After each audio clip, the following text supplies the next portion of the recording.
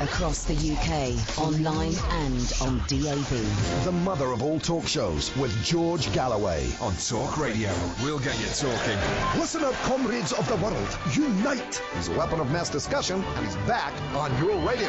Get ready for a revolutionary rumble on your radio with the original George of the political jungle. Galloway, celebrate the mother of all talk shows with George Galloway. Come have a go if you think you're hard enough. Get it? On the radio station that gives power to the people. Talk Radio, we'll get you talking. Stunned. They're all stunned. All the experts. All those professors and the liberal commentariat. All those political leaders. All of those political parties. All of those leader writers. All of those espresso macchiato drinking, nanny employing Europhiles. They're all stunned that the British working class has rejected them. Britain is out. Cameron is out. Corbyn might be out. Scotland might be out. What a good day to be back on the radio after a brief interregnum of some 4 short years. It's George Galloway. It's the mother of all talk shows, and it's with you until 10 p.m. You know the telephone line. Hit the phones, Jack and Jacqueline. The mother of all talk shows with George Galloway. On Talk Radio, we'll get you talking. Well, just in case you don't know, it's 0844 499 1000. Calls cost 7 pence a minute plus your access charge, but we'll call you back. You can also text me, and I used to get hundreds, sometimes thousands of texts. If you want to, you can text me on Talk, and then your message to 87222. Text cost 25 pence plus your standard network charges. You can email me through the Talk Radio website, talkradio-co.uk. And you can tweet me, because this is the 21st century, at Talk Radio or at George Galloway. Or you can find us on Facebook, facebook.com/talkradio-UK. Well, when it was fixed that I would be back on the radio today, no one could have imagined how seismic a day this would turn out to be. It was said that the 23rd of June will forever be remembered, but actually the 24th of June has turned out to be, if anything, an even more momentous day. I called it absolutely right. I said that we would vote to leave. I said that Cameron would be gone before lunchtime. And at 8:30 this morning, before he'd even had his breakfast, he was gone. Now the runners and riders are obvious enough, although over the course of the show we'll canvass some of those. But we didn't expect Dame, Baroness, Duchess, whatever title in which she now rejoices, Margaret Hodge, the billionaire dowager of Islington, but representing Barking and Dagenham, which voted overwhelmingly for Lexit, Brexit, exit from the EU. Nonetheless, she thinks that Jeremy Corbyn is to blame. Jeremy Corbyn, who did everything that he could for them. More fool him. He should have stuck with the courage of his convictions. I sat beside him in Parliament for almost 30 years, and I've marched with him for almost 40 years. And if you think that Jeremy Corbyn was really pro-EU, you've never heard a hostage reading out a list of their kidnappers' demands. But nonetheless, he did it. He did the duty that they imposed upon him. And according to the polls, 60% of Labour voters followed him. The 40% are very disappointed in Labour. And there's a very real danger that they won't be coming back. And many, who knows how many, of the 60% who did vote Remain only did so because Jeremy Corbyn asked them to. So it seems churlish in the extreme, if you ask me, to now be demanding Jeremy Corbyn's head on a platter.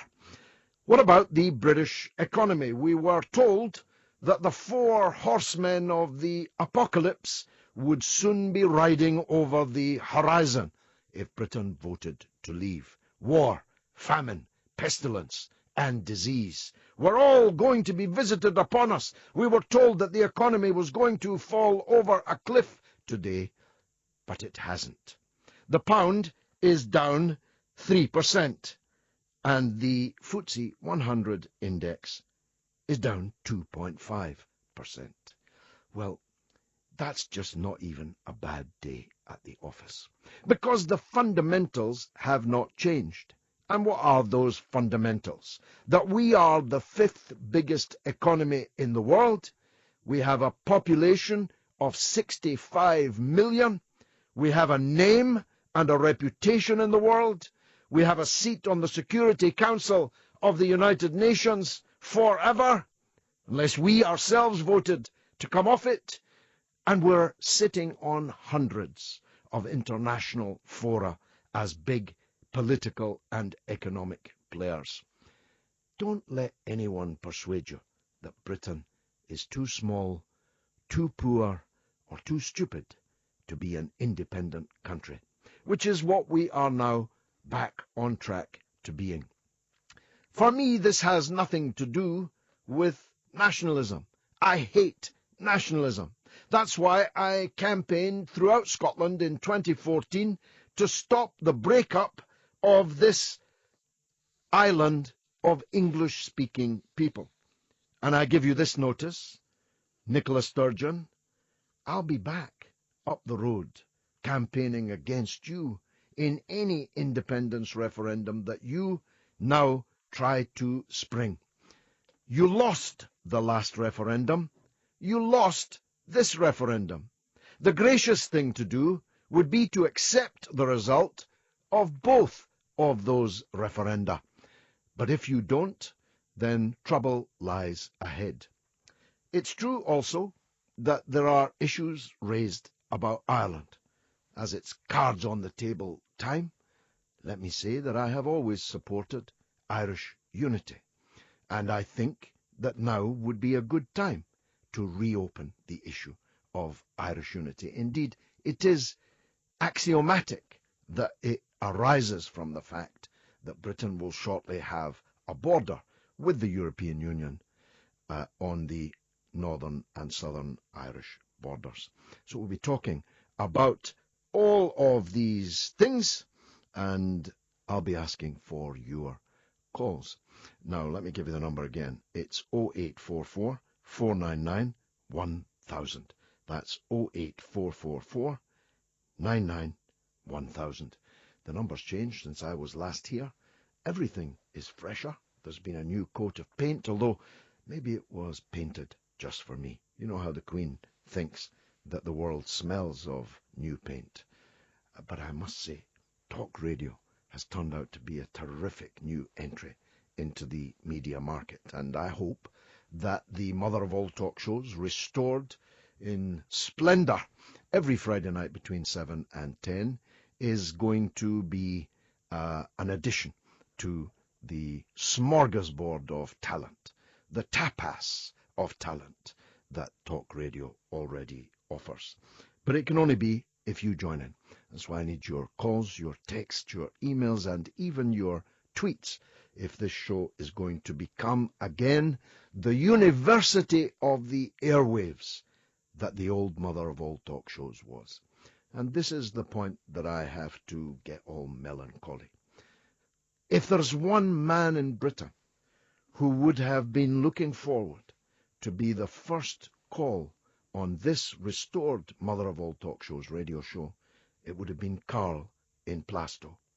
Every Friday, every year, for 7 years, Carl in Plasto elucidated, enlightened, educated me and all of us.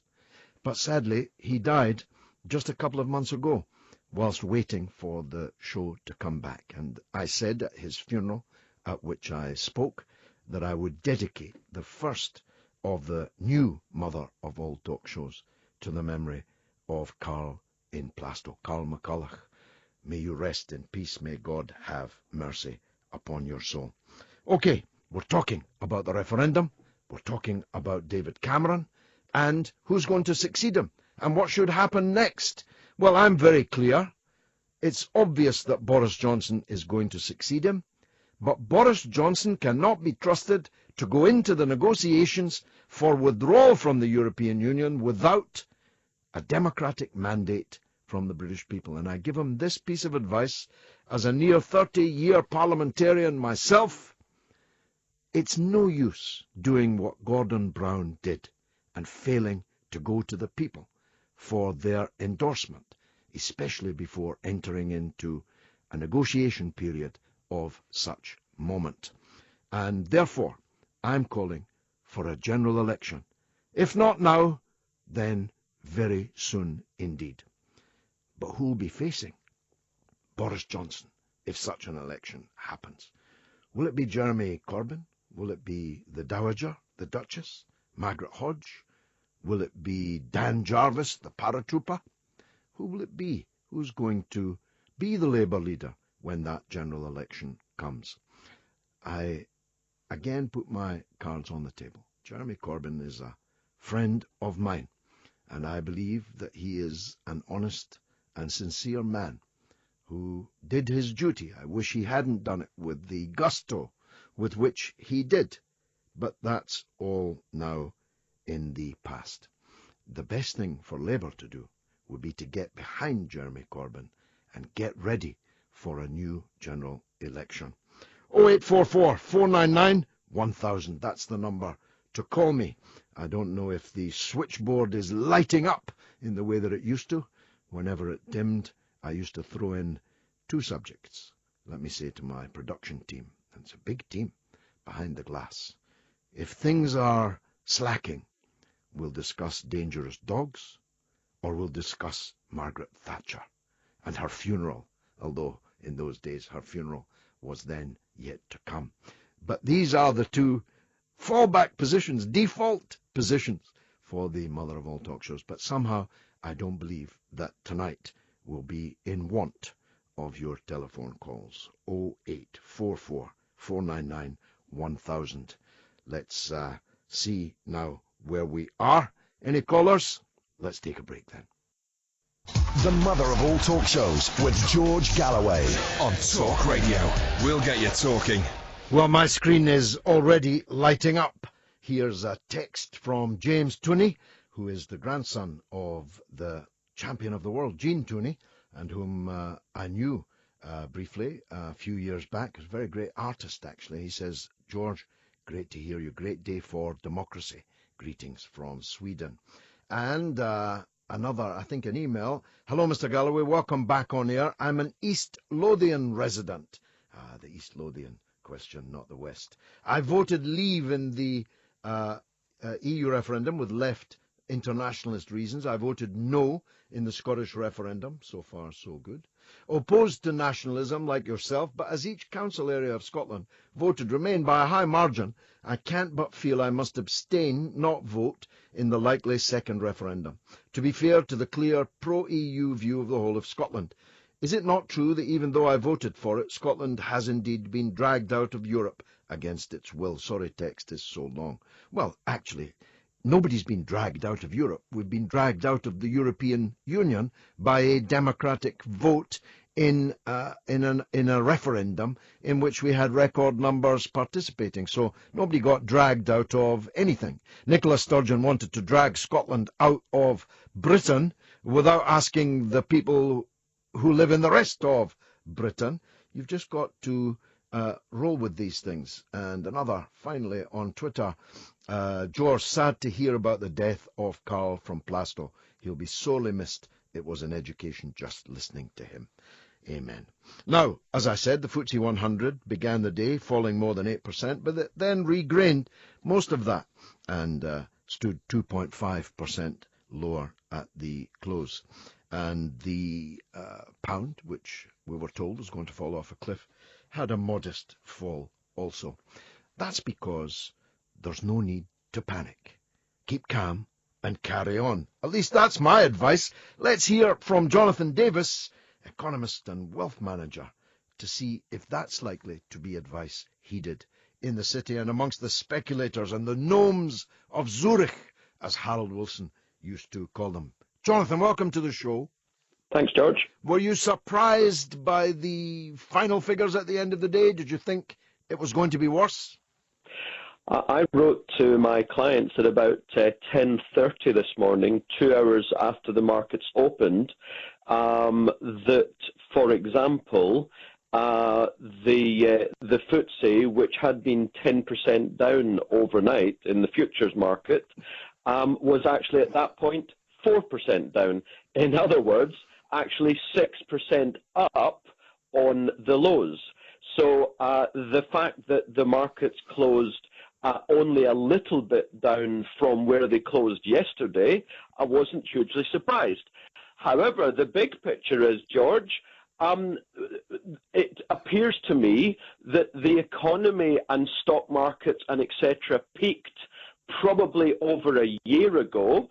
So the stock market's falling anyway, the pound's falling anyway, and you know what? These people who are complaining that the great British public have voted to leave the EU and we're all going to go to hell in the handcart now, isn't that funny that government bonds that no one talks about have gone through the stratosphere? Yeah. In other words, everyone is prepared to lend money to the UK government because it's a safe bet. So people should get it out of their head that leave creates economic annihilation. On the contrary, the markets look at the global economy, not whether or not we're in a political construct. Amen, amen. I couldn't have put that better myself. Thanks for setting the record straight on that, Jonathan. Now, the truth is, the European Union is the entity that is in serious economic trouble, isn't it? Much more trouble than the British economy is. It is the Eurozone, which is now, or soon will be when we go, more or less all of the European Union, is in very serious trouble. And Greece may well have to again default. And the economies of Southern Europe in particular are by no means out of the wood. Half of the children in Greece are hungry, official. Half of the young people in Spain and Portugal are unemployed, official. And then there's Italy, which, by the way, just elected a strongly anti-EU mayor in Rome just a day or two ago. So it's the EU that's got problems, not us. Yeah. It is amazing that the Remain side said that we're going to use this phrase again, we're going to have global economic annihilation if we leave, and yet, as you just rightly said, Italy, Greece, Spain, Portugal, they are economically toast. It's beyond obvious. And all you have to do, you know, I know how much you love the stock market, you being a communist and all that, but all you have to do is look at the bank share prices in the Eurozone. Take, for example, the biggest bank in Europe, Deutsche Bank, obviously the biggest German bank as well. Its share price is below the lows of 2008 during the biggest banking collapse in history. So the market, and it's not just Deutsche, Credit Suisse, Bank Paribas, Italia, you name it, the banks across the Eurozone and indeed in the UK, Hong Kong, Shanghai, HSBC, Barclays, and in America, Goldman Sachs, JP Morgan. Just look at the banks' share prices. When the banks are doing well in a debt-fueled economy, you can basically say the economy's okay. But when the market has, for the last year and a half, been selling bank shares off like Billio, and particularly the Euro banks, and they are now at the lows of 2008, you know there is a great problem in the system, and I'm telling you and your listeners there is soon going to be a Lehman's moment. I can't tell you when, and I can't tell you from where, but all I need to do is look at the bank share prices, and I know that the market knows something. I just don't know what it is. And it hasn't just happened overnight since this vote. No, it's been happening for a year and a half. Jonathan, that's fantastic stuff. I hope you'll come back on the mother of all talk shows. You'd be welcome. I'd be delighted. Excellent, my friend. There was indeed a fall in the share price of Barclays and RBS. And just for the record, whilst I look forward to the day when the last bank manager is strangled by the last promissory note, it's not because I'm a communist, because I'm not, in fact, a communist. But Jonathan Davis, who's very far from a communist, an economist and wealth manager, just set the record straight there about the economy. Actually, leaving the European Union will be good for our economy, because we won't be leaving Europe, and we'll still trade with Europe, but we will be rejoining the world. The world is now our oyster, the world on which we turned our back. Back in 1973, when I was a callow youth, I campaigned in the referendum in 1975 under the leadership of the late and great Tony Benn, and we lost. And I campaigned in this referendum. And guess what? We won. So I hope that Mr. Benn up there in heaven is looking down on all of this with a twinkle in his eye. Well, coming up, we've got Vince Cable, the best Chancellor of the Exchequer we never had. It's George Galloway. It's the mother of all talk shows. 0844 499 1000. That's the number to call. But you can text, and you can email, and you can tweet.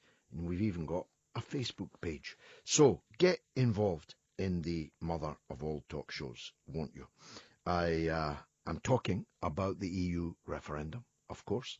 I'm talking about the Conservative leadership race, the runners and riders. Have a word with Vince Cable in a minute or two about that. I'm talking about the challenge to Jeremy Corbyn. The putsch is now on, I can exclusively reveal. I'm not revealing that there's a motion of no confidence. You already knew that.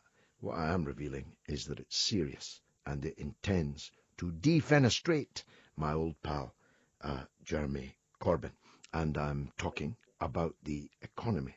And who better than the man who many, many hours in whose company we spent in the mother of all talk shows when he was a cabinet minister, but sadly not quite the most powerful cabinet minister. I always used to describe him as the best chancellor we never had.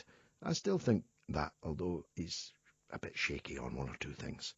Well, Dr. Vince, what do you make of all this? Well, it is a big, if I want to use a posh word, discontinuity. It's a big revolutionary change. As somebody who argued the Remain case, I know you were on the other side of the argument, but I think many of the things that were warned about, not by George Osborne, but by independent people, the IMF, the Governor of the Bank of England, I mean, those things are now likely to happen. You know, the big hit on the economy, the impact on jobs. So on that level, we can see things unfolding. What's less predictable is how we navigate as a country and a new arrangement with the European Union without it becoming a very messy and aggressive divorce. And the politics of this country are very much open for grabs. The upheaval that is potentially going to take place in the Labour Party is a key part in all that. Well, let's talk about the man that's job you should have had, Chancellor George Osborne. He made a big mistake, didn't he, with the way he conducted the referendum campaign, the threat, for that's what it was, of an emergency budget, increases in taxes, telling pensioners could no longer guarantee their pensions and so on. Surely he's toast, no? I think he is, actually, not necessarily for the reasons you've given in that order, but you're right. I think he was the architect in many ways of the Remain campaign, at least on the government side. It backfired very badly, and I agree with you. I think the threat of the alternative budget was was economically bad, quite apart from anything else. That's not how you respond to a recession, and it was completely counterproductive. Now, that rules him out, doesn't it, as a rider in the Conservative leadership race, where once he might have thought he was the heir apparent, as a result of actions that they themselves are responsible for, because you and I both know that they didn't have to have this referendum. Exactly. And they didn't have to fight it in the way that they did. They didn't have to lose it. So all of that means he probably won't even be a runner in the leadership race, do you think? I think that's correct, yes. I mean, I'm, neither of us are members of the Tory party, God forbid, and we don't totally understand their psychology, but I think it is very unlikely. I think you're talking about Boris Johnson as a front runner, but front runners often fall at the difficult fences. He could be a Devon Locke, couldn't he? Yes, he could well be. And you've got people like Theresa May, who are very ambitious and very competent and waiting their time. And, my Tory friends, and I do have some arising out of my period in government, tell me that we should look out for a John Major type character, somebody who isn't widely known, but who will hopefully reconcile the factions. I don't know, but any of those are possible. But I think the issue that would interest us and your readers is the question about your listeners is why the next Prime Minister is going to be chosen in this very strange way, with members of Parliament choosing two candidates and Conservative Party members, of whom there aren't a great number these days, deciding who our next Prime Minister should be. Indeed, and that takes us back, doesn't it? Because that's precisely what happened when Gordon Brown was crowned. It was a coronation, and no one, I think, as I recall, stood against him. But in any case, he was the Labour Party leader who became Prime Minister. He was never actually elected by the British people. And in a way, he ought to have gone early. Most people say that he bottled the possibility of going early after he'd handled the foot and mouth disease pretty confidently, the terrorist attacks in London and the Glasgow airport pretty competently. He should have gone then, and the history might have been different. Do you think? Yeah, you've got a good memory. Of course, what happened immediately after was the financial crisis. We don't know whether that would have intruded on an election. But the issue which you raise is an important one, which is at what point does this new Prime Minister, whoever it is, somebody in September, have to go to the country? I think most people would expect that the new Prime Minister should seek a fresh mandate. And that's the talk today. Mm-hmm. The problem is that, during the coalition years, we created 5-year parliaments, fixed-term parliaments, in order to provide the country with some stability. It will require 2/3 of MPs, and therefore Labour and Nationalist MPs to agree that this election take place, and this complicates matters considerably. It's always difficult, though, for an opposition to turn down the invitation from the Prime Minister to have a general election.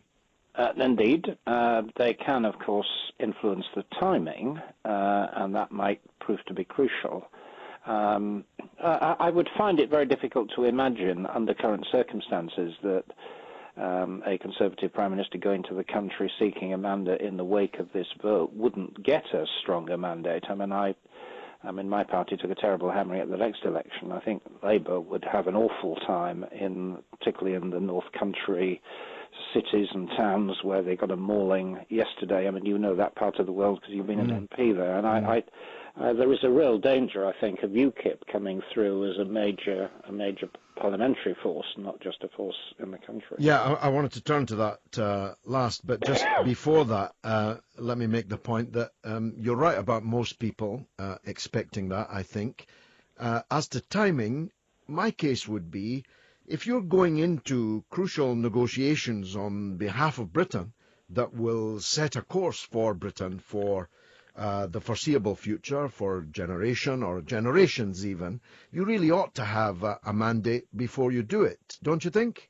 I agree, but it's complicated because, of course, all those things will be conditional on the agreement of all the 28 countries of the European Union, and we don't know what happens if this divorce becomes very messy and people start throwing plates and abducting children and things that can happen in very messy divorces. Trust me, I know about messy divorces, Dr. Vince.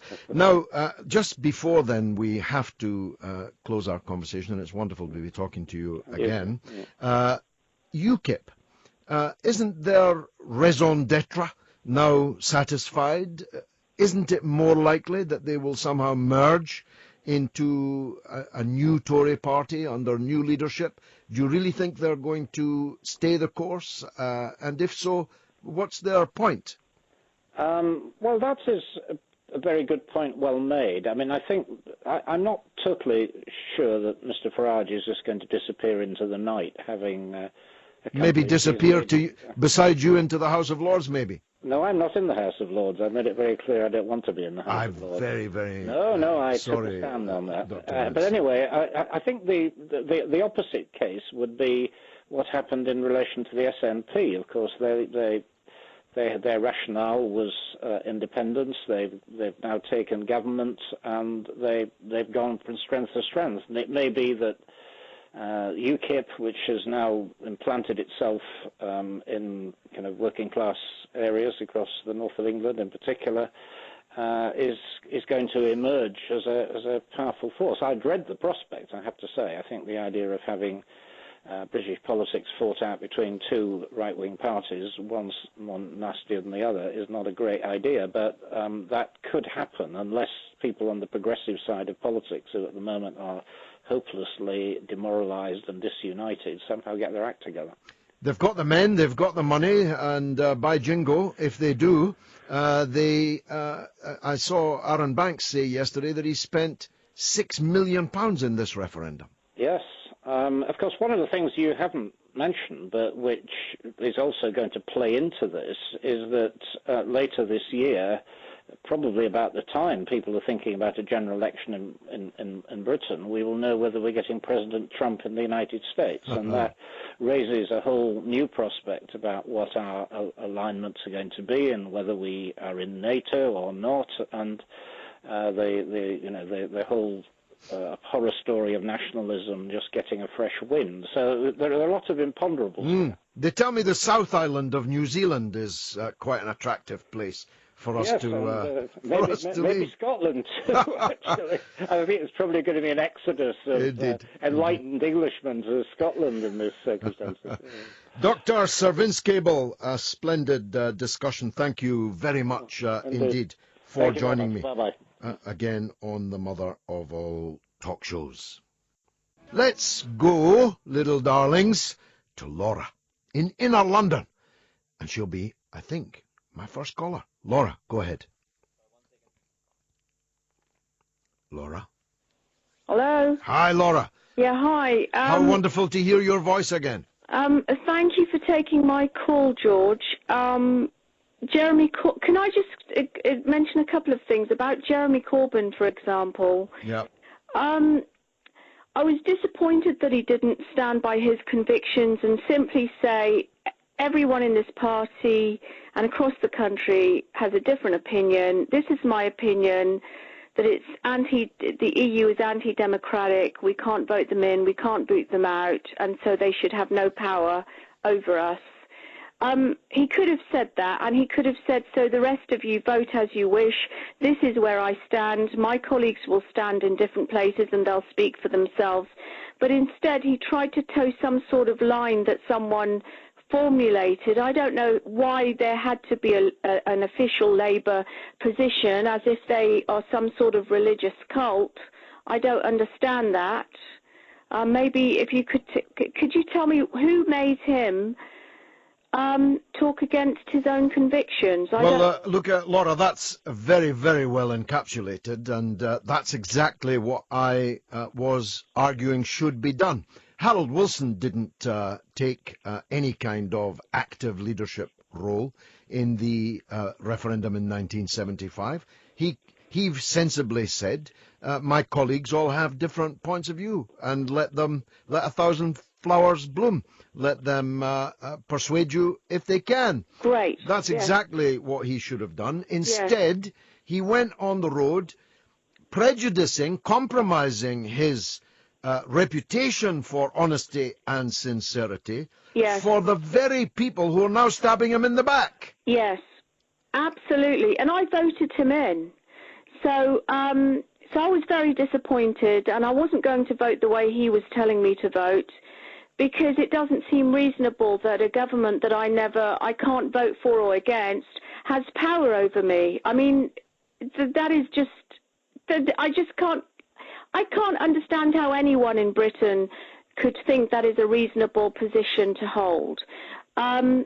Could I just say, in The Guardian some months ago, it was written that Nick Clegg is paid by Goldman Sachs £22,500. Well, why not? Everybody else is working for Goldman Sachs. Yeah. That's where all the politicians go. Yeah. Goldman Sachs, Morgan Stanley, JP Morgan. Yeah, and to give a 2-hour speech bigging up the EU, and Tony Blair is paid, I don't know, £1 or £2 million by Goldman Sachs. Oh, much more than that, Laura.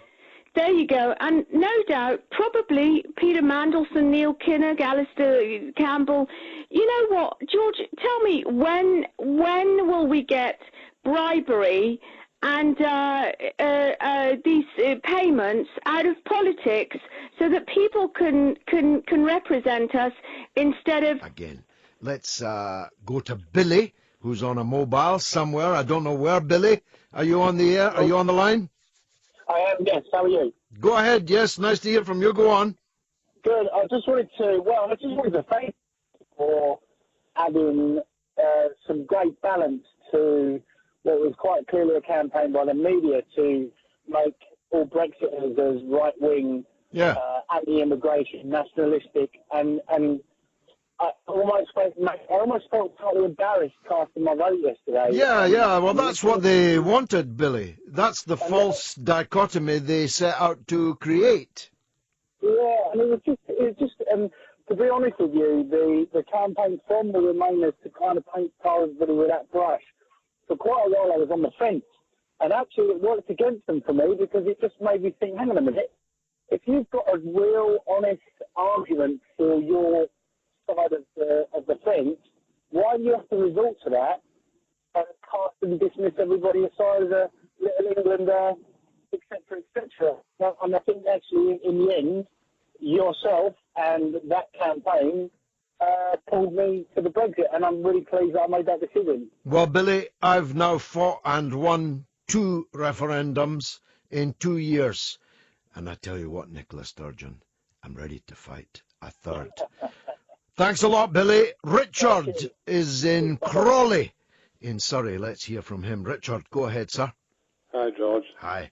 What I'm really interested in is freedom of movement for us UK citizens. That's what I'm really worried about. Am I going to lose that?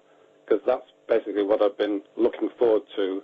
I've been sort of preparing for moving to the Netherlands in a few years' time, but not the time is not right now. But maybe in the future I would want to go there. I've always planned that. Now, it's all up in the air now. Basically my life could be ruined because of this vote. Do you think freedom of movement should be maintained for us UK citizens? Well, that's a matter for the government of the Netherlands, as it quite properly should be. It's up to them whether they want to give you freedom of movement in and out of their country. My own wife is from the Netherlands, so I can take an educated guess that the government of the Netherlands will be happy to afford you freedom of movement. But they have the right to decide that themselves, just as we have the right, or soon will, to decide the freedom of movement in and out of our own country. What's wrong? What's wrong with that, Richard? What's wrong with that? It can't be. It's as you say. Chances are I'll be lucky, but it's not guaranteed.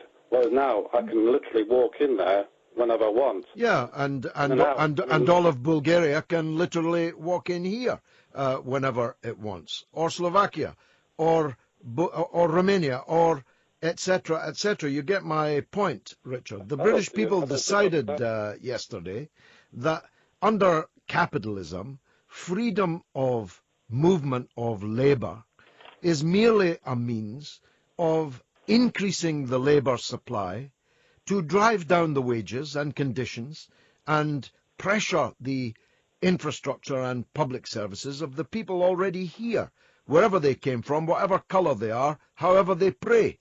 That decision was made yesterday, wasn't it? But it sounds like I might be, potentially imprisoned in the UK. That's ridiculous, surely. No, but you won't be imprisoned in the UK because the Netherlands government represents the people of the Netherlands who will want to come and go and visit Britain as they please. Yeah, and I don't think they're living and working and retiring. No, well, you have no automatic right to go and live and work in somebody else's country.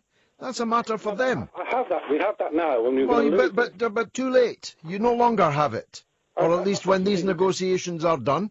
Well, look, you had plenty of time, Richard, to make that case, but it didn't work. Let's hear from Gareth in St. Helens. Gareth, welcome. Hello, George. Yes, my friend. Hello.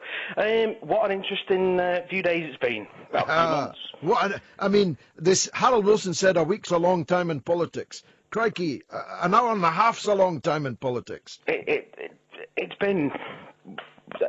You could not predict the outcome that we've had. It's been so divisive, the whole debate. It's highlighted splits where you wouldn't have thought there would previously be, but it's also united people that you would never thought would be united. Mm-hmm. I am more and more of the opinion that the political parties that we've got at the moment are becoming less and less relevant. Yeah. And well, look what happened, Gareth. The people voted against all of the other political parties, with the exception of UKIP, who only got one MP. Yeah. Well, it's a victory over Project Fear. Yeah. Because all we've had in the run-up to the referendum has been Project Fear. The Remain camp have not been promoting what would be good about remaining. They've simply been promoting what's been bad about leaving, or what they perceive as being bad. And that was the same in 75, Gareth. There's a fantastic speech that I've been pushing that the late Peter Shore made at the Oxford Union on the eve of the referendum in 1975, when we'd only been in 2 years. And he made the point then that they can no longer offer you a great future if you stay in the common market, because you already know that's not happening. So all they can do is terrify you with how bad things will be if you come out. Yep. Well, Lord Lawson, I believe it was, made a very interesting statement, and he said the alternative to being in the EU is not being in the EU. Most of the world is not in the EU. Yeah, most of the G8, most of the G20, better. Most of the world, most of the BRICS economies are the rising powers in the world. They're not in the EU. And by the way, Gareth, if you held a referendum across the European Union tomorrow on whether or not people wanted to join the EU, it would be overwhelmingly rejected. And I believe these dominoes are now about to start to fall. I've said that all along, that if we voted to leave the EU, it would fall apart. We were the second biggest contributor after Germany. Now a massive part of money's gone, and everyone else is going to follow. Well, I think we may be the catharsis in that, but I don't believe that it's collapsing because we're leaving. I believe that the internal contradictions of the Eurozone were bound to destroy the flawed project that they had. You cannot have a single currency between a highly developed, extremely rich, industrialized economy like Germany together with Slovakia or Bulgaria. You can't. All that's going to happen is that the public in the poor countries are either going to suffer or they're going to have to get on their Tebit bikes and go to the rich metropolitan countries and try and work there as migrant labour. Yeah, well, the EU's great if you live in a poor country. But, if you live in a country that's done well and that does prosper, then you basically, in the simplest terms possible, propping up the poorer countries. Well, no, I think the opposite is true, that it's great if you're rich in a rich country, because you get your macchiato served by a cheap labour waitress from Slovakia, you get a Polish builder and glazier and electrician. You get a Romanian nanny, all at knockdown prices. But as was proved yesterday, the vast majority in people in Britain don't have a nanny or a cleaner. Yep. And most of them don't drink macchiato either. I'll need to stop saying that macchiato stuff because my wife is a drinker of espresso macchiato. This is George Galloway. This is the mother of all talk shows, and it's back only on Talk Radio. And it's every Friday night between 7 and 10, which means we've got 2 hours still to go. So stay tuned. George Galloway. Call me have a go if you think you're hard enough. Get it? On the radio station that gives power to the people. Talk Radio. We'll get you talking. Yes, the Top Cat is back, and every Friday between 7 and 10. And in fact, I'm standing in between 7 and 10, Monday, Tuesday, Wednesday of next week also. So plenty of opportunities to rejoin the University of the Airwaves, which is the mother of all talk shows. Now, if this is the mother of all talk shows, the Professor John Curtis is the daddy of all psephologists, and he's going to help us through exactly what happened yesterday and maybe even what happens next. Hit the phones, Jack and Jacqueline. The mother of all talk shows with George Galloway on Talk Radio. We'll get you talking. OK, Britain's out of the EU. Cameron's out of number 10 Downing Street, though both are going to be a little bit delayed, perhaps more delayed than they ought. And Scotland might be out, at least if Nicola Sturgeon has her way. And Northern Ireland might be out if Gerry Adams and Martin McGuinness have their way. So I guess you could say these are pretty seismic days. The prevailing orthodoxy has been turned on its head. The experts, all those with the degrees, as they kept telling us, were confounded. Everyone was confounded except those who actually knew what people actually think and say out there in the real world. Well, Professor John Curtis, Professor of Politics at the University of Strathclyde, for which I was for 17 years, the Member of Parliament, he has been never off the television, basically, in giving us his analysis. I think it's time he was on the radio. Professor Curtis, welcome to the show. Good evening, George. Good evening to you. I hope you got some sleep. I've only had a couple of hours. But not yet, no. Oh, I'm sorry to hear that. Well, look, John, the Lord Ashcroft analysis, is that accurate in your view? The percentage of Tories, Labour, Liberal, SNP, and even UKIP that voted one way or the other? Well, for the most part, it's pretty much in line with what the final polls that were done before polling day were saying. Indeed, quite a lot of this polling was also done before polling day. It's long been clear from every opinion poll ever since this all started back in last September that younger people were around 70 to 75% likely to vote for Remain. Over 65s, around 40 to 45% wanting to vote only for Remain. Graduates, 70%, 75% wanting to Remain. Those with few educational qualifications, usually around half that number, so around 35 or so.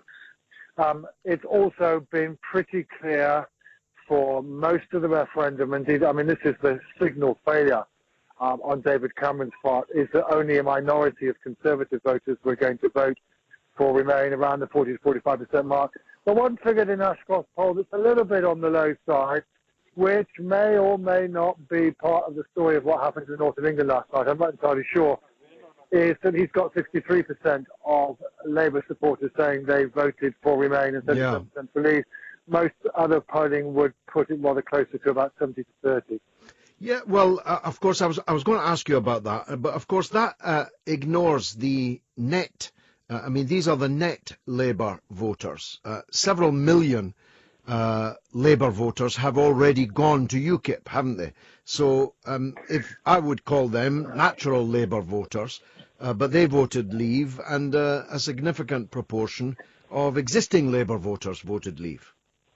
Yes, I'm defining, in this case, a Labour supporter as somebody who voted for Labour back in 2015, and you're right that some of the people who voted for Labour in the past voted for UKIP in 2015 and were therefore no longer fall within my ambit. But I think the truth is, George, that the only party that was able to get more or less all of its supporters into the side of the referendum that they were backing was UKIP.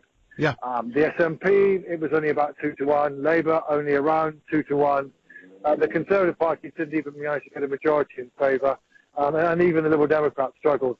But I suppose what I have found a little odd in the course of the last 2 hours is that, sure, the Labour Party didn't do that well. Sorry, not the Labour Party. The Remain campaign did particularly badly in the north of England.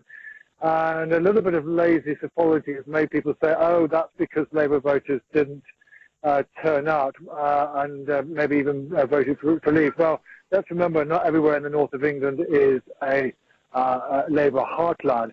And above all, at the end of the day, that crucial reason why the Remain side lost is not because what happened inside the Labour Party. It's because of David Cameron's inability to get a majority of his voters on side, and that happened because he failed to unite his party behind the Remain camp. And in a sense, the crucial event in the referendum was the failure of his Brussels renegotiation to bring his party together, to largely unify it, and as a result of that, Tory voters didn't change their views. The electorate as a whole didn't change their views. And I think that was the moment at which it was clear that Mr. Cameron was potentially in trouble, and then above all, he had failed to repeat the trick that Howard Wilson pulled off in 1975 when he did virtually the same thing. So they're going to hold a referendum after I've renegotiated Britain's terms of membership, comes back with a piece of paper and says, I've reduced the cost of our membership, and public opinion swung around very dramatically in favour of staying. Mr. Cameron tried to repeat the same trick and signally failed. And that was the moment probably when, well, his fate wasn't sealed, but that was the moment when it was clear that the Remain camp had a serious fight on its hands. Well, I knew Harold Wilson. Harold Wilson was a friend of mine, and David Cameron, you ain't no Harold Wilson. Now, John, you raised in the course of that fascinating reply the issue of the SNP. A number of things arise. My old friend Brian Wilson has just tweeted this in the last hour or so, and I hadn't noticed it before, but you've just confirmed it. Quite a considerable number of SNP voters actually voted against the EU. Sure, yes, it's about 2-1, and it's always been the case that there's been a minority both inside the SNP membership and also amongst SNP voters who want independence outside the European Union. That's been clear on Scottish Social Attitudes, which I help run every year. Sure, but I mean, on the other hand, George, we should remember the contrast between the Scotland of last night and the Scotland of June 1975. In June 1975, Scotland only voted by about 58 to 42 in favour, much less than the UK as a whole. The Western Isles and the Shetland Isles actually voted against. Why? Well, at least in part because this was again another period when the SNP was riding high. But on that occasion, the SNP were campaigning for the UK to get out of the European Union. Yeah. It's perhaps now a little bit forgotten history, but that it's only since around 1990 or so that the SNP has been a pro-European party. But I think the truth is that having the SNP's change of stance together with its current popularity is still the principal explanation as to why Scotland is so much more pro-Remain than any other part of the UK, because whereas in England, a lot of the argument was, why is Brussels allowed to tell us what to do? The European Union is regarded as an infringement on the sovereignty of England or of Britain for many of those south of the border.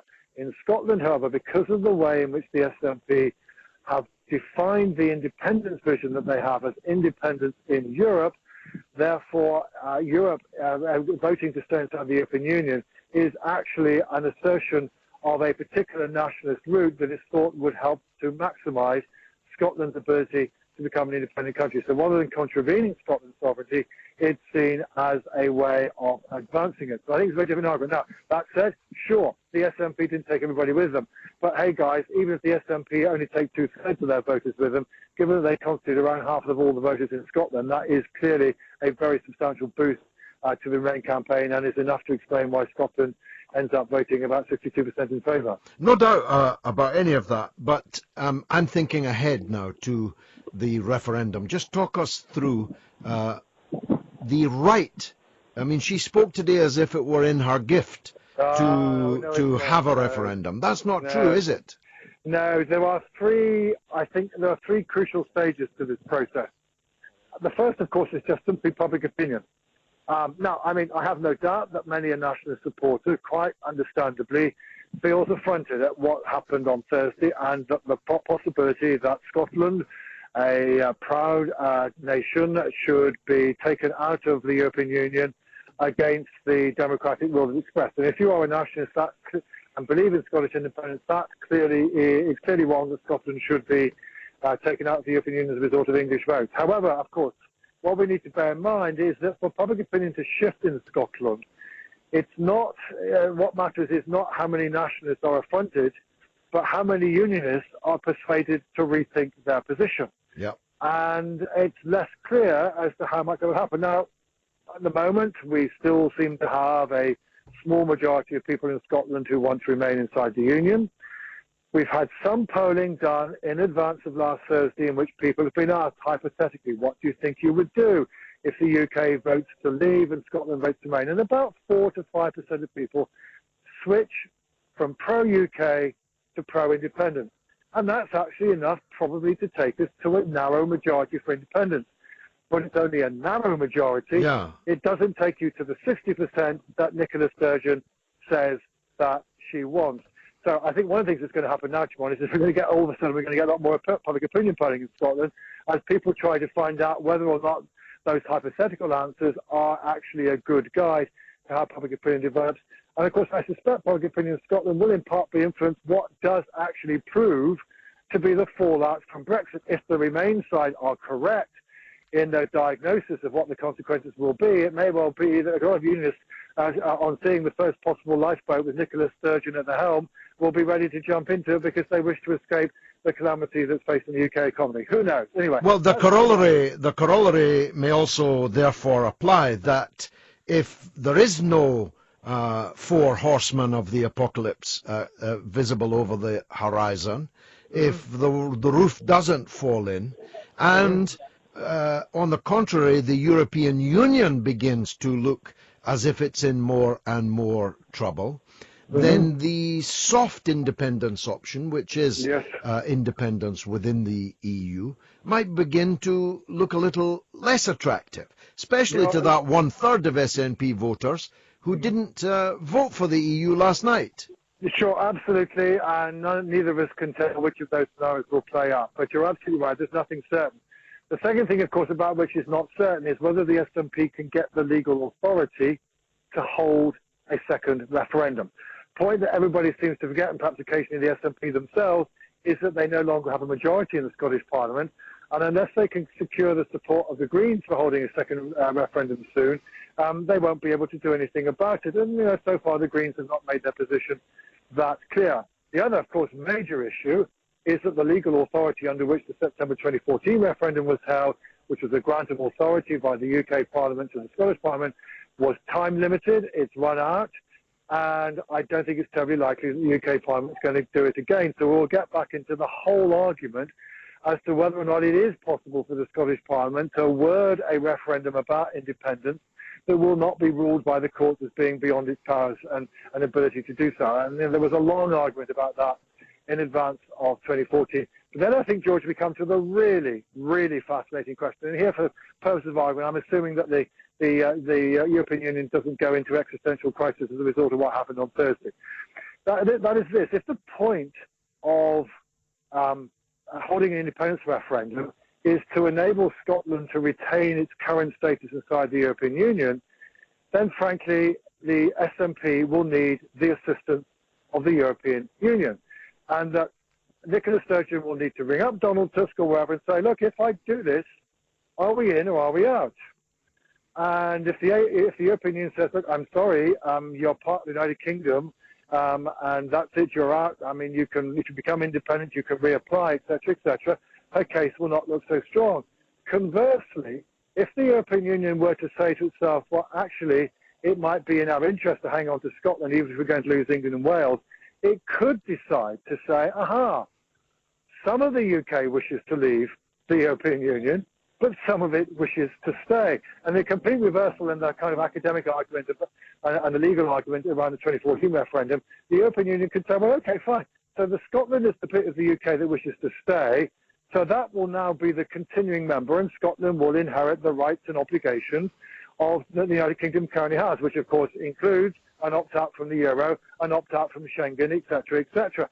I mean, it's a fascinating question. But it is, but of course, Professor, if they were to do that, that would be pregnant with consequences for Spain, for the Catalan region, for potentially secessionist forces in many parts of the European Union. Of course, that is true. But whereas before September 2014, for the Spanish government, that was the only consideration, it now has to balance that consideration against whether or not it is or not in the interest of the European Union to encourage Scotland to try to remain a part of it. Well, I think it becomes a rather more difficult choice, I think. But I think what happens to Spain is more important to the Spanish government than what happens to the European Union, which is exceedingly unpopular and, of course, facing powerful and important elections just in the next few days. Professor John Curtis is the daddy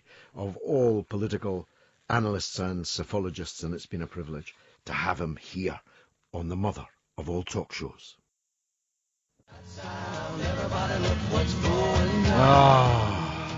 I remember that one. 0844 499 1000. That's the number to call. You can text TALK and then your message to 87222. You can email me through the Talk Radio website, talkradio-.co.uk. Is that right? Does it sound right to me? No dash, talkradio.co.uk. You can tweet me at Talk Radio or on my own Twitter at George Galloway. Well, what's going down? Just everything, that's all. The Prime Minister's out. Britain are out of the European Union. Scotland's threatening to be out of the United Kingdom, as is the 40% or more minority in the north of Ireland. So I guess you could say that everything is changing. As John Prescott once memorably put it, the plates are shifting. Tectonic plates, although he thought they were China plates. Now, the other big issue that has emerged in the last couple of hours is that Jeremy Corbyn now faces a vote of no confidence in the Parliamentary Labour Party. He's just said on Channel 4 News that were such a motion to be passed, he would not accept it, and of course it could not then be implemented. But we might be into the schema of Joe Haynes, Harold Wilson's former press secretary, former Mirror Group grandee. Here was his schema. The Parliamentary Labour Party passes a motion of no confidence and then elects its own leader. And that leader then applies to the Speaker to be recognised as the leader of the opposition. And, of course, the holder of the purse strings of the short money, several millions of pounds of short money. And he then, or she, begins to take the place at the dispatch box at Prime Minister's questions. And Jeremy Corbyn then remains the leader of the Labour Party, but not the leader of the Parliamentary Labour Party, and not the man who is the leader of the opposition. Well, all of these are very, very big subjects, very, very big conundrums for anybody on the left. And my next guest is one of those, Salman Shaheen, who is a spokesperson for Left Unity, a left-wing political think tank, it says here. I think it's probably rather more than a think tank, but I'm hoping Salman is on the line now. Salman, are you there? I am indeed. I should just correct you there. I used to be Principal Speaker of Left Unity. I actually stepped down when Jeremy Corbyn was elected leader, and I'm now a member of Labour. But I can, of course, still speak to the disaster that's going on in Labour Party at the moment. Yes, indeed, you're even better qualified than we thought then, because you are one of the people in a party whose leader is about to face a no-confidence motion tabled by a dowager, a multi-millionaire, if not a billionaire, actually. I think she's the wife of a billionaire, at least. She's tabling a motion of no confidence in Jeremy Corbyn because he apparently didn't do well enough in the European Union referendum, even though her constituency of Barking and Dagenham voted overwhelmingly against the European Union. Irony or not? Well, it's just such a ridiculous thing that the Labour Party, members of the Parliamentary Labour Party, are going after Jeremy Corbyn now. This is a time of crisis for the Conservative Party. They've been in all-out civil war. There could well be an election called now that Cameron has resigned. Is it at all sensible to be stabbing Corbyn in the back? No. The EU referendum is an excuse for the right of the Labour Party to be going after Corbyn now. They've been looking for this excuse for a long time, ever since he won the leadership, and now they've found it. I've met Margaret Hodge. She is a very passionate fighter against tax avoidance and evasion. If only she was training her guns on the Conservative Party with the same zeal, maybe Labour might win a chance to win the next election. Well, that's not how it works, of course. These people have been dedicated from the day and hour of Jeremy Corbyn's election as leader of the Labour Party to finding a way to get him out. Now, when I first heard this story, Salman, earlier this afternoon, about the motion of no confidence, I didn't think it was serious. And if it had been serious, they wouldn't have put the Duchess of Islington up to table it. But I have checked just before coming on air with someone who should know, and it is serious, and they do intend to go for it now. So we must assume that they think that they have a majority, maybe a big one, inside the Parliamentary Labour Party to pass a motion of no confidence. Do you think they'll have the bottle to go the whole hog and actually overthrow Corbyn as leader of the opposition, leaving him just as the leader of the Labour Party in the country? Well, I mean, I listened to the scheme that you were discussing there. It sounds terribly undemocratic.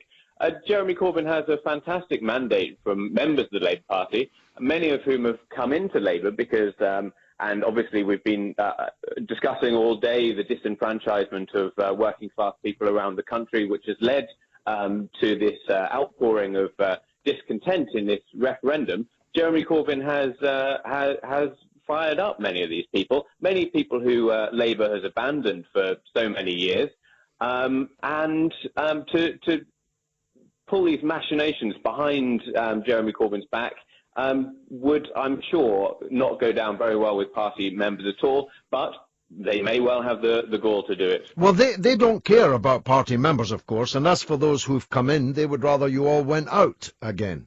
So don't place any hopes in them being, if you like, put off this schema because you and people like you won't like it, because they actually want you all to go. Indeed. I think Alan Johnson said something very similar soon after Jeremy Corbyn was elected. I have very little faith in the Blairites and the Labour Party. There's a struggle going on in the Labour Party. You've been party to these struggles yourself, of course. And now I think it is the task is upon us, the left in the Labour Party, to rally around Jeremy Corbyn and defend him. We may not win. We're up against tremendous odds. The people who feel that they are entitled to lead the Labour Party, the very same people who have betrayed everything that the Labour Party stood for so many years, and they will throw everything at us. Well, this is the summer of our discontent. Salman Shaheen, thank you very much indeed. My apologies for mistitling you. You're now a Labour member, but your contribution was important. In any case, I'm George Galloway. This is the mother of all talk shows. I'm here every Friday night between 7 and 10, which means there's still 90 minutes left to play. Well, I hope we've already got you talking, but if you're not talking on a day like this, well, you probably don't have a tongue, because, well, there aren't many days like this. A day in which Britain left the European Union, the Prime Minister announced that he was leaving Downing Street. A motion of no confidence was tabled against the leader of the Labour Party. The governing party in Scotland announces that it intends to call another referendum and take Scotland out of Britain, and the Irish nationalists, Sinn Féin and others, have begun to raise again the question of the border and the very continuation of partition of the island of Ireland. Well, if that's not a busy news day, I don't know what would be. Well, I want your calls, and I want your texts, emails and tweets. I'll remind you of the phone number again, 0844 499 1000. The calls cost 7 pence a minute, plus your access charge, but we'll call you right back. Now, I'm getting a flood of texts and email. I can't keep up with this. An attack on Jeremy Corbyn or John McDonnell will be an attack on all the good people of this country, and we will fight back for Corbyn, all of us, says a texter. And another texter says Brexit is a collective two fingers up at the elite. Well, that much is true. The putsch against Jeremy Corbyn is underway, and I can tell you it's serious. That's what I said earlier, and it happens to have the benefit of being true. Now, let me go to one of the very few trade union leaders who actually did speak for his members in yesterday's referendum. He is Tosh MacDonald. He is the president of the ASLENF, the Associated Society of Locomotive Engineers and Firemen, to give them their Sunday name. Tosh, welcome to the show. Hi, George. Thanks for having me on. Not at all. You're one of the few union leaders who spoke up for the working class, or at least represented the working class point of view, because working class people, didn't they, voted overwhelmingly to leave the European Union? Absolutely they have. You know, it's up and down the country we've seen it, haven't we, that working class people have been so disillusioned with I think with the European Union, but also with the two official campaigns, the in and the out campaign, just spreading fear and negativity. Now, your members and the members of the RMT, the other big railway union, and one or two others, but not many, the Bakers Union, an old reliable left-wing union. I still remember Joe Moreno, who was the leader for a long time there. But almost all the other union leaders, including some very left-wing and very historically Eurosceptic credentials, backed Cameron and Osborne, and they must be feeling a bit sore this morning. Well, I'm sure they'll have done the same as we did and went through the democratic processes of their union, and their members come out with that policy, surely. You wouldn't just like to impose a policy on your membership, would you? Yeah, he said with a tongue in cheek. Tosh, what happens now, surely, is that the Blairites overthrow Jeremy Corbyn, and it's a return to the status quo ante. You're an affiliated member of the Labour Party. ASLEF is one of the oldest affiliates of the Labour Party. Where will you stand on that? Right behind Jeremy Corbyn. I mean, if the Blairites do try and do this, I mean, I think they're just so out of touch with the Labour Party now. They don't realise that it's the people who support Corbyn are now the mainstream in the Labour Party. The new Labour experiment has failed. It's gone. And yet, Tony Blair, even though we're only days away from Chilcot, he's out unashamed, unembarrassed. He's on every television screen. There was a few minutes. I've got 3 screens in here, and there was a few minutes ago he was on all 3 of them at the same time, knifing Corbyn in the front.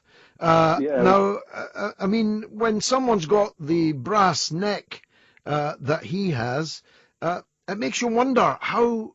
First of all, the media continue to give him such airtime, but how so many people in the Parliamentary Labour Party, even after the defeat yesterday, still think that Blair and his message are preferable to Jeremy Corbyn.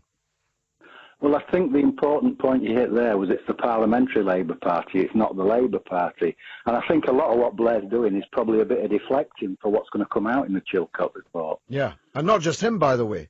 There's all kinds of people going to get it on the Chilcot report, at least if it's a report worth publishing. And this all suits them, doesn't it, this chaos inside the Labour Party?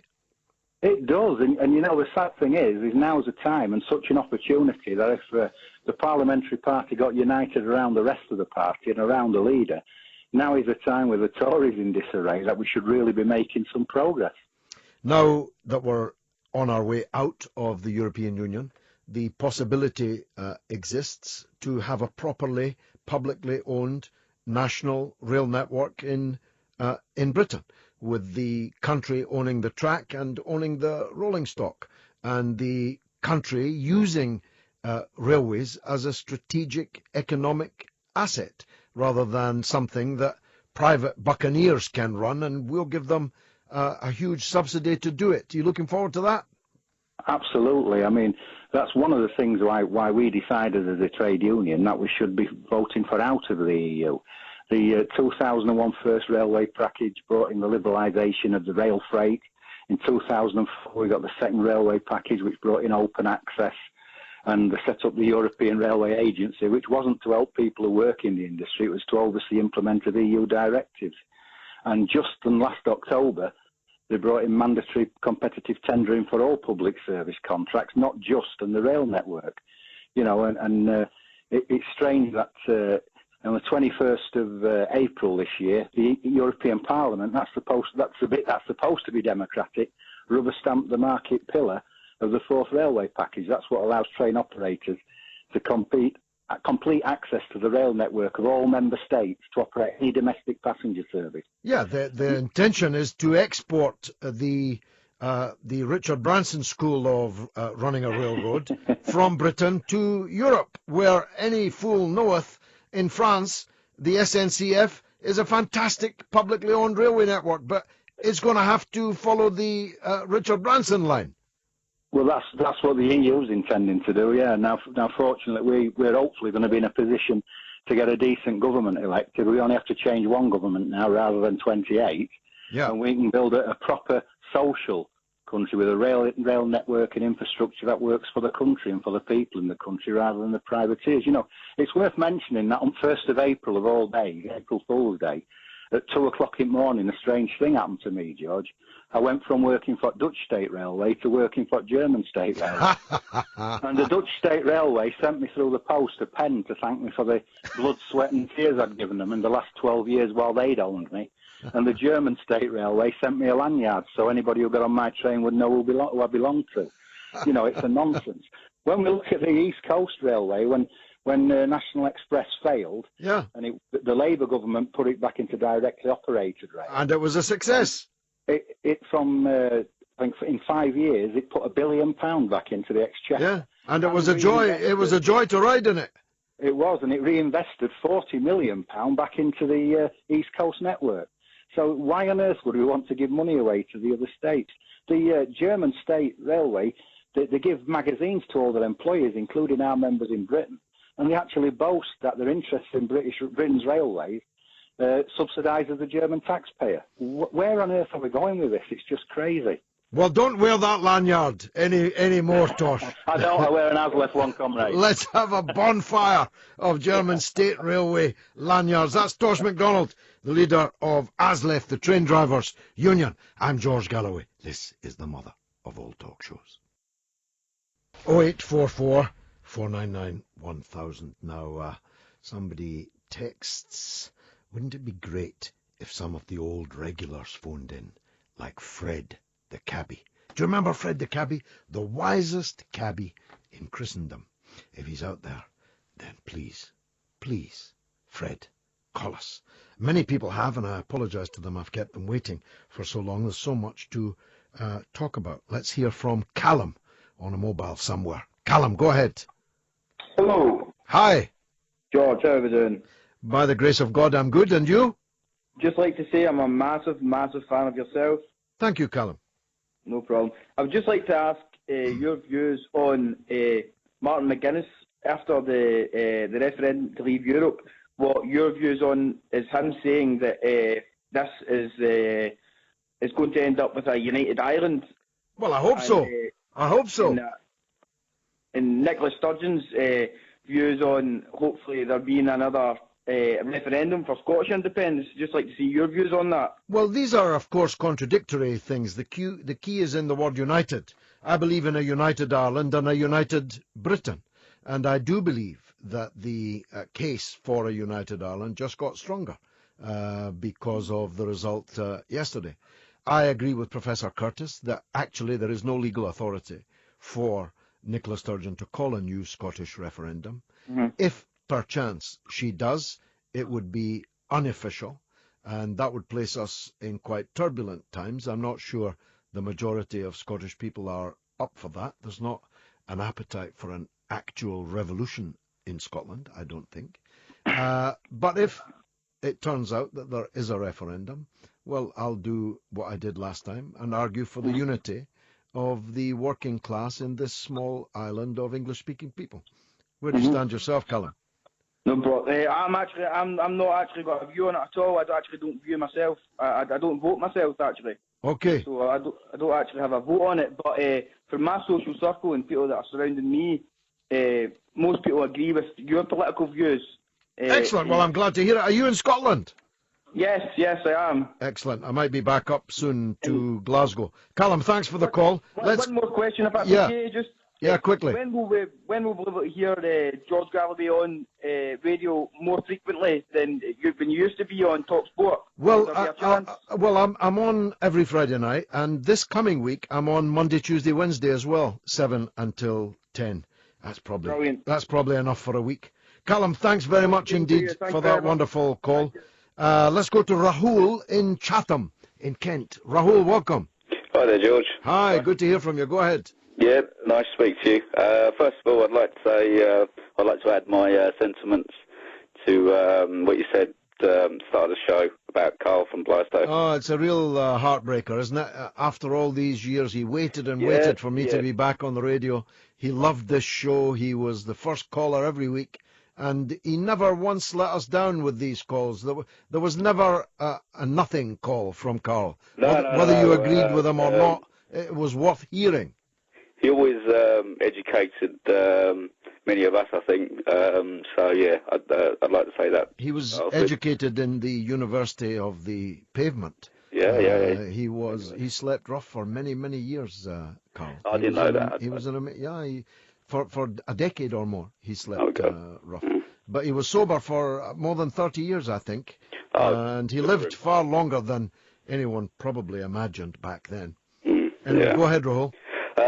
So nothing's happened today, I suppose. I think there's you who quoted Lenin saying sometimes nothing happens in decades, and sometimes decades happens in weeks. Yeah. And it's happened in hours in our case. Yeah, in hours. Yeah, there are weeks when decades happen, and there are. No doubt at all that the last 24 hours, has been seismic in its proportions. Where do you think it's all going to end? Well, the point I would like to pick on, you had a gentleman on earlier who's worried about him, I think, retiring to the Netherlands. Yeah, to Holland. Yeah. And I think you'd agree that after the negotiations, we're likely to have visa-free travel to most countries within the EU. Absolutely, if not them all. Yeah, if not them all, and that would actually be the normal situation for friendly countries. Yeah, and the kind of relationship we have with all over the world. So at the moment we have not the normal situation. So I think we'd get back to something like how it should be. Well, I agree entirely. You know, we have in the EU the most racist immigration system that we have ever had. Yeah. Because our immigration system means that overwhelmingly white people, if they're European, can come and live here, work here, do anything they like here. Whilst people whose name is like yours can't get their granny in to their son's wedding because she's Mrs. Rahul. Do you see my point? Well, that'll all change, I hope, Rahul. Yeah, let's hope so, yeah. Thanks for your call, mate. I need to press on. Alan is on the line. Alan, welcome. Him, George. Welcome. Good to hear from you. What would you like to say? I was going to say, first of all, I loved you in the Big Brother house. You should have won Big Brother. I am the Big Brother. As I get older, I'm now more and more clear that people need to listen to me in a brotherly way. More people voted in this referendum than they did in any final Big Brother, celebrity or normal. Yes. Alan, thanks for rising to the occasion. Let's go to Fraser in Bolton, in Greater Manchester. Fraser, welcome back, my dear. How are you, George, old boy? I'm great. You are the country's most famous St Mirren supporter. Well, I don't know. I think David Tennant might. Well, Dougie Henschel, he beats me. But that'll do, George. I've missed you a lot. I'm very sad to hear about Carla Posto. Very sad, yeah. But hopefully before the evening's out, we'll hear from the wisest cabbie in Christendom. I hope so. There's an all-points alert out to Fred the cabbie. If you're listening, or anyone that knows you is listening.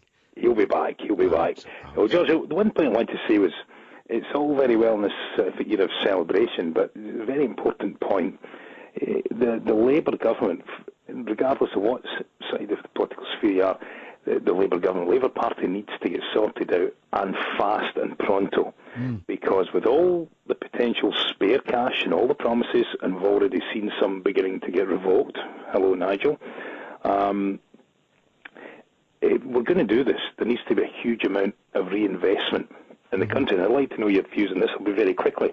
Reinvestment, basically building of homes to solve a housing crisis, hospitals, schools, and my big bugbear is we need to do state-sponsored reinvention of the shipbuilding industry. Yes, I agree with that. Because it factually employs indirectly more people than any other industry on earth, and we're no longer shackled to the EU to miss out on contracts. And we've got the infrastructure. And we're an island, for goodness sake. We're an island with shipbuilding capability and potential. We built the greatest ships that ever sailed. We built on the Clyde. We built the Queen Mary, the Queen Elizabeth. We launched ships of steel when the Americans were still cowboys riding the range. Fraser, I've lost globally, you know, there's going to be a global market. There's a huge demand for boats, shipping boats. Yeah. We're steel, everything that goes with it. And we need to have a left-wing place in power to stop all the money that's going to be not going to EU, getting split up and divvied amongst the uber-rich. And that's my big fear. No, well, and there's every reason to fear it. Fraser, thanks. Great to hear your voice again. Let's go to Jonathan. Jonathan's on the line. Let's hear from him. Jonathan, welcome. Hi there, George. It's good to have you back. Thank you. My question is what's your thoughts with the referendum result on what's going to happen with workers' rights? As I know you're a champion of them, and the EU do help in keeping workers' rights, and with the Tories in, I just worry that they're going to be taken away even further. What are your thoughts on that? No, I don't accept it at all. First of all, almost all the rights that workers have, we had before we joined the European Union, and they were won in the workplace by strong trade unions and by Labour in government, in town halls and in Westminster. The so-called rights, that the much vaunted rights that the European Union gave us, are more honoured in the breach, like, say, for example, the Working Time Directive. Anybody listening to this who's a low-paid worker knows that the first thing that happens when you go for a low-paid job is that the employer requires you to tick the box opting out of the Working Time Directive. In Britain, in 1975, the time of the last referendum, we had 13 million trade unionists in the TUC. We were a power in the land. No one could do anything without consulting us. We had equal pay for women, introduced by Barbara Castle, the greatest woman Prime Minister we never had. We had legalised gay rights. We had the Clean Air Act. We had ended censorship. In fact, in the late 1960s, Britain was really something in the world. The idea that we are some kind of primitive people, painting our faces blue and living in the forest, requiring a Roman Empire to come in the form of the European Union to give us rights, is the opposite of the truth. The European Union is a neoliberal banker's ramp. That's why the bankers spent so much money to try and keep us in. I'm going to squeeze John and Motherwell in. John, welcome. Hi, George. How you doing? I'm great. George, I'm a man from Motherwell myself, and, you know, today I was an SNP voter. I voted for Scottish independence. I also voted for the SNP. But today it's been a big eye-opener for me, because the whole argument for Scottish independence has gone out the window for me for Nicola Sturgeon and her arguments that she's put up to remain part of the European Union. For me, do you want independence for Scotland, or do you just want independence from England? Well, and that's that, it. for me, is a concern. And no, it's a very well expressed concern. And of course, let me put it into other words. Nicola Sturgeon wants out of a democratically elected union, but to remain in a union where there's no democracy of any kind at all. Couldn't agree more with you, George. Couldn't agree more with you. John, thanks for that. It's great to hear from Motherwell, North Lanarkshire. I'll be up there shortly. As I said earlier, this is George Galloway. This is the mother of all talk shows. George Galloway. Come have a go if you think you're hard enough. Get it? On the radio station that gives power to the people. Talk Radio. We'll get you talking. Yes, I'm back. After a brief interregnum of 4 years. It's the mother of all talk shows. It's the university of the airwaves. And we got lots of experts, most of whom tonight appear to be Scottish, just like my next one, although he's a Birmingham MP. You'll hear is distinctly Scottish. It's the Labour MP, Steve McCabe.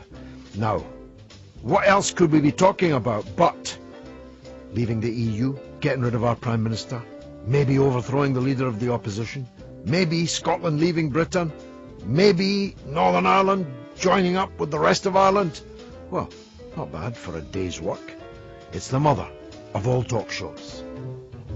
The mother of all talk shows with George Galloway. On Talk Radio. We'll get you talking. 0844 499 1000. That's the number to call. Now, as I said earlier, Dame Margaret Hodge, I'm not making it up, that's really her title, Dame Margaret Hodge, the Member of Parliament for Barking and Dagenham, has tabled a motion of no confidence in the leader of her own party because he didn't manage to save David Cameron's proposition in the EU referendum. So, we've heard from Dawn Butler earlier this evening on the previous show, Yasmin speaking to her. I'm not sure where she stands on the motion of no confidence. Let's hear where Steve McCabe stands. Steve, welcome to the show. Hi, George. Hi, mate. Will you be voting for the motion of no confidence in Jeremy Corbyn?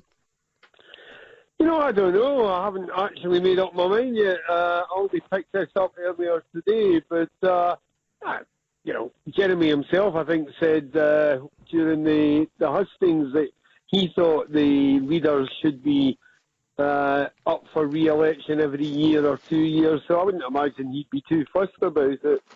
Of course, he meant up for re-election by the members of the Labour Party, not by a couple of hundred MPs. Yeah, but isn't this a process? If there was a motion of no confidence, wouldn't that just trigger an election? So it's just a mechanism for getting there, isn't it? No, that's a fair point. However, many people will wonder that if we might well be in for an early general election, whether this is the right time to do that. Yeah, and as I say, I'm not sure myself whether it is the right time. I mean, I suppose the question that, look, this is my view. I think everybody should be doing a bit of soul searching after what happened last night. Yeah. And I suspect that Jeremy must be asking the question, how come we did so poorly in turning out the Labour vote for what was apparently the Labour position? Well, yeah, I mean, you're right. So let's search our own souls. Isn't it the case, certainly in Birmingham it was, that the majority of working class people, through their own lived experience, not because they're racists, but because they concluded that through their own lived experience, the EU wasn't working for them. Isn't that right? Well, I mean, I don't know. As you know, the Birmingham result was dead close. It was less than 4,000 determined the overall result. I mean, we won the Remain vote in my constituency by more than 3,000. So I guess that works out that if every other constituency had managed to get an extra 200 people to vote Remain, the result would have been different. So I don't know that we can make absolute conclusions like that. I mean, I think what it shows is that the Labour Remain case that was argued wasn't persuasive enough to get enough folk to back it. Wasn't that inherently the case? Because working class people have now 40 years of lived experience of the EU, and they don't think that it has delivered for them, and that it actually threatens their way of life and their standard of living. Well, I personally thought that kind of slogan, take back control, was really quite seductive and quite persuasive, and people were, repeating it to me on the doorstep, so it obviously had an impact. But I personally think it's probably a bit of an illusion. I'm not sure that we're taking back any great control. I think it might be the case that we're giving control to another group of people. So, I'm a bit more sceptical about that. In terms of jobs, well, we have to wait and see, but I've got the Cadbury factory in my constituency. If they can't sell their chocolate and their confectionery in Europe, that's not going to do much to protect jobs in my patch. No, but of course they will be able to sell their confectionery because the countries to whom they're selling will want to be selling their products to us. Yes, but as you know, I mean, confectionery is a very good example of where you would have to comply with EU regulations. So presumably what that means is we'll be selling our chocolate and our confectionery subject to EU regulations, but EU regulations over which we will now have no say and no control. The very opposite of the argument that was made for getting us out in the first place. Well, of course, the EU member countries, assuming the EU continues, and that's not a done deal yet. The EU countries will be able to decide what proportion of sugar and milk and whatever else goes into your chocolate. And that's fair enough. That's their right as the customer, and your manufacturer will just have to comply with that, no?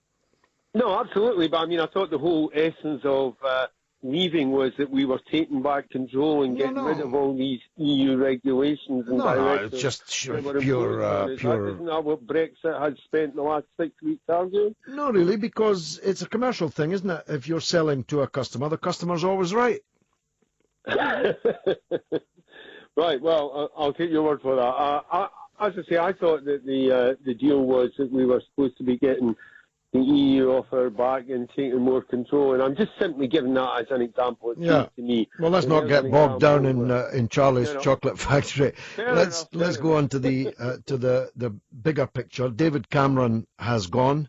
Seems to me that George Osborne is toast. All change at Westminster. Who are the runner and riders in your opinion, and who's likely to get the gig? Well, I'll be very surprised if Boris doesn't get it. I mean, I think the whole thing has been about him positioning himself, so I think the Tory party must move further to the right, and I think he must get it. Obviously, there must be an outside chance that Theresa May's in there, but I don't think she's got much chance now. No. So my assumption is that worthy but dull, wouldn't you say? She's worthy but dull. Well, she's a great survivor for a Home Secretary, but I mean, I just assume that, this has been teed up for Boris. I think Boris will win, and I suspect will be, your point right at the beginning, that we'll be in a general election by March or April. Yeah, because he's not going to make the mistake Gordon Brown made of not seeking a mandate. I doubt it. I think that's exactly what he'll do, and that's the best way. You catch Labour on the hop. Whatever your view about these things, they'll have a couple of nice votes to bind the Tories together and to exploit Labour divisions. Trident's win, there's probably one or two others they can manufacture, and then he'll need a fresh mandate and need to go to the country. I think that must be the game plan. Stephen, great to hear your voice again, mate. Thanks very much indeed for joining us on the mother of all talk shows. That was Steve McCabe, a Labour Member of Parliament. He's not made up his mind whether he's going to support the motion of no confidence in Jeremy Corbyn. He acknowledges that it's part of a process and that if such a motion were passed, that it would trigger an all-out re-election campaign, not in the country, but inside the Labour Party. So Jeremy Corbyn would have to fight all over again to become the elected leader of the Labour Party. Not many pundits would doubt that he would be re-elected, presumably with an even bigger majority. So you've got to ask yourself, what would be the point of that? Here's what I think. They intend, Steve may not know this, I give him the benefit of that doubt, they intend to not just pass a motion of no confidence in Jeremy Corbyn in the Parliamentary Labour Party, they intend to elect their own leader of the Parliamentary Labour Party and seek recognition for that new leader as the official leader of the opposition and controller of millions of pounds of public money. It's just what I think. Tell me what you think. 0844 499 1000. That's the number to call. Let's go to Imran on a mobile somewhere. I wish it would tell me where. Imran, go ahead. Hi there, George. I'm calling from Ilford. Okay, excellent. Hi there. I've got to say I've never really disagreed with much of what you've said, George. But when it comes to the Brexit, I've got a concern. I'm just wondering what your views were. Sure. And my concern really is the far right. You know, that we're seeing a sort of almost like a resurgence of the far right recently, particularly with some of the language used and the tone of the language that was used in by some people who were sort of campaigning to exit the EU. And now we're seeing Marine Le Pen also sort of asking for that. Geert Wilders also in asking for a similar referendum. And my concern is, are we going to see a sort of division of the EU along nationalist lines and a strengthening of the far right, and consequently, more repression towards minorities? What's your views on that, George? No, I don't. First of all, Wilders and Marine Le Pen were growing stronger inside the EU. Indeed, their countries remain in the EU. They haven't exited yet, although both might well do so in the short term. Look, racism exists, Islamophobia exists. It's even worse on the European mainland than it is here, and it's a problem here. It is not racist to be concerned about uncontrolled immigration. I completely agree. In fact, people who are already here from immigrant backgrounds are amongst the most concerned about that. And when the facts are all shaken out, I think you'll find that a very large number of minority ethnic community members here in Britain voted to leave the European Union. And I myself have met many of them. Bradford, for example, voted overwhelmingly to exit from the European Union, and there's 40,000 Muslims in the city of Bradford. So I don't myself think that there's anything racist, apart from anything else. The overwhelming majority of European Union citizens who have the right to come and live and work here until yesterday are white people. The people who can't get into this country are people with names like Imran.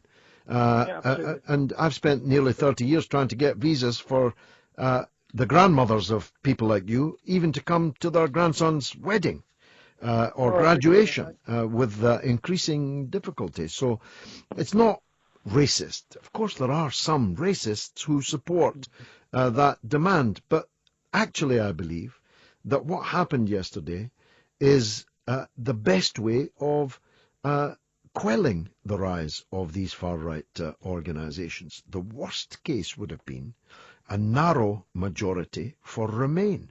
Then you would have had a festering, rumbling sore of being cheated, we was robbed, and all of that. Now that doesn't exist, Imran. That's my view, sir. Thanks for the call. Mick is in Edinburgh. Let's hear from him. Mick. Hi, George. Thanks for having me. Welcome. Go ahead, sir.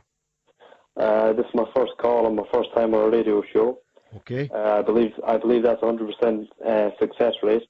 Yes. A bit like your referendum record of late. You don't what? I'm saying it's a bit like your referendum record of late, 100%. Okay. My question, George, is it in the best interests of Adams, McGuinness and Co. to call for the Irish reunification vote before or after 2018? Well, I mean, they have already called for it, for a border poll, and I think that they are right. Of course, whether or not the North of Ireland, the 6 counties, would respond to that call and how they would vote if there were such a poll is a little bit unclear. The majority of people in the North voted to remain in the European Union, not by a huge margin, but we had the fairly surprising spectacle of Sinn Féin that used to be very strongly anti-common market. They were all out for Remain. So, roughly speaking, the Unionist constituencies voted to leave the European Union, and the nationalist constituencies voted to remain, though in both cases there was some crossover. So I don't know. The only way that the island of Ireland can be united, which I have all my life supported, is by consent. This is accepted by the Republicans, and it's accepted by the British. But I hope that that consent can be obtained, and the only way to do that is by persuasion. And maybe this event that took place yesterday and this morning, maybe that will be a step along the road to obtaining that consent. What do you think yourself? Yeah, I totally agree with you, George. But do you think it should be an all-Ireland vote, or should it just be Ulster? Well, I think the people of all Ireland have a right to a say on what happens in Ireland, and I'd go further. I think the people of Britain have a right to be consulted, which they won in the Scottish referendum. You see, I think that there's a big myth amongst certain unionist sections in the north of Ireland that the British people are desperate for them to stay disunited with the rest of Ireland, and I don't believe that that is true. I've believed since the 1970s that if the British people were asked, should Ireland be a united island, that the majority of British people would say yes. And of course, if the same poll was held in Ireland, the overwhelming majority would say yes. But you're never going to get that until you've persuaded enough of the people who currently regard themselves as unionists to get that. Yeah, I totally agree with you, George. I mean, knowing the British government that I do, I'd say it'd only be the people in Ulster that would be voting. That's my opinion. Yeah. Well, look, Nick, thanks for the call. First-time caller, first time ever to call a radio show, and 100% success rate.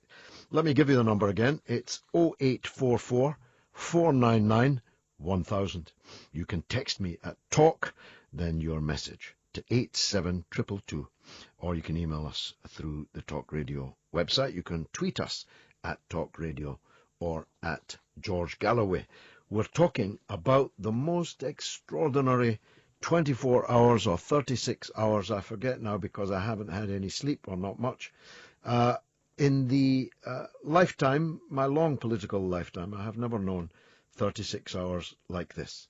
I speak as one who campaigned to withdraw from the European Union in 1975, when very many of you were not even born. And I did so under the leadership of Tony Benn. And somebody asked me earlier, why did Jeremy Corbyn do what he did? And I'm going to let you in on a secret. The only reason that Hilary Benn was kept on as the shadow foreign secretary was sentimentality. Jeremy Corbyn is quite a sentimental man. and he couldn't bring himself to remove Hilary Benn from the position of Shadow Foreign Secretary. But Hilary Benn would not continue in the job unless Jeremy Corbyn pledged his troth on the European Union. And I said at the time, this is a very grave mistake. As a matter of fact, Jeremy Corbyn's Euroscepticism is electorally popular. It's more electorally popular than any other position that he holds, and that he should have held to it. And if he had done, well, he wouldn't be facing this motion of no confidence next week, I think, on Tuesday. It was to keep Hilary Benn because, like me, Jeremy loved Hilary's father and didn't want to sack him. I happen to believe that if not for that sentimentality, he would never have kept that job, and Jeremy Corbyn would have been free, at least, to say all Labour members are free to pursue their own particular political position on this. And, well, the rest, as they say, is history. 0844 499 1000. Let me go to some of these texts and emails. In the old days, you see, I used to get a big file of paper brought through. So many trees were cut down for me to read texts and paper. Now I've got to read them on a screen, and I'm not sure that I'm able to operate this screen. Now, of course, it's not just the European Union, and it's not just Jeremy Corbyn. The runners and riders for the Tory leadership are now pretty clear, although there may be some John Major figure who is waiting in the wings. In the rest of the show, which goes on until 10 o'clock, I'll run you past some of those runners and riders. I went to see Bruce Springsteen with my wife at the Wembley Stadium just a couple of weeks ago. I'll tell you, if there's better value out there than Bruce Springsteen in concert, I wish I'd seen it. It was truly phenomenal. Is there anyone out there? That's what I'm asking. 0844 499 1000. Plenty of callers on the board. Let's take some of them. Steph is in Edinburgh. How you doing, George? Oh, good to hear from you. Go ahead, Steph. Yeah, obviously I've been following the campaign over the last few weeks. Myself being Scottish, I'm now a bit concerned about the whole independent India reference to the SNP are again trying to push. Yeah.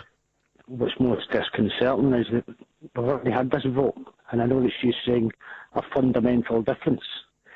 The thing is, what I'd like to know is, having looked at some of the figures from last night, I do believe that a lot of people in Scotland voted to remain simply to push the SNP agenda.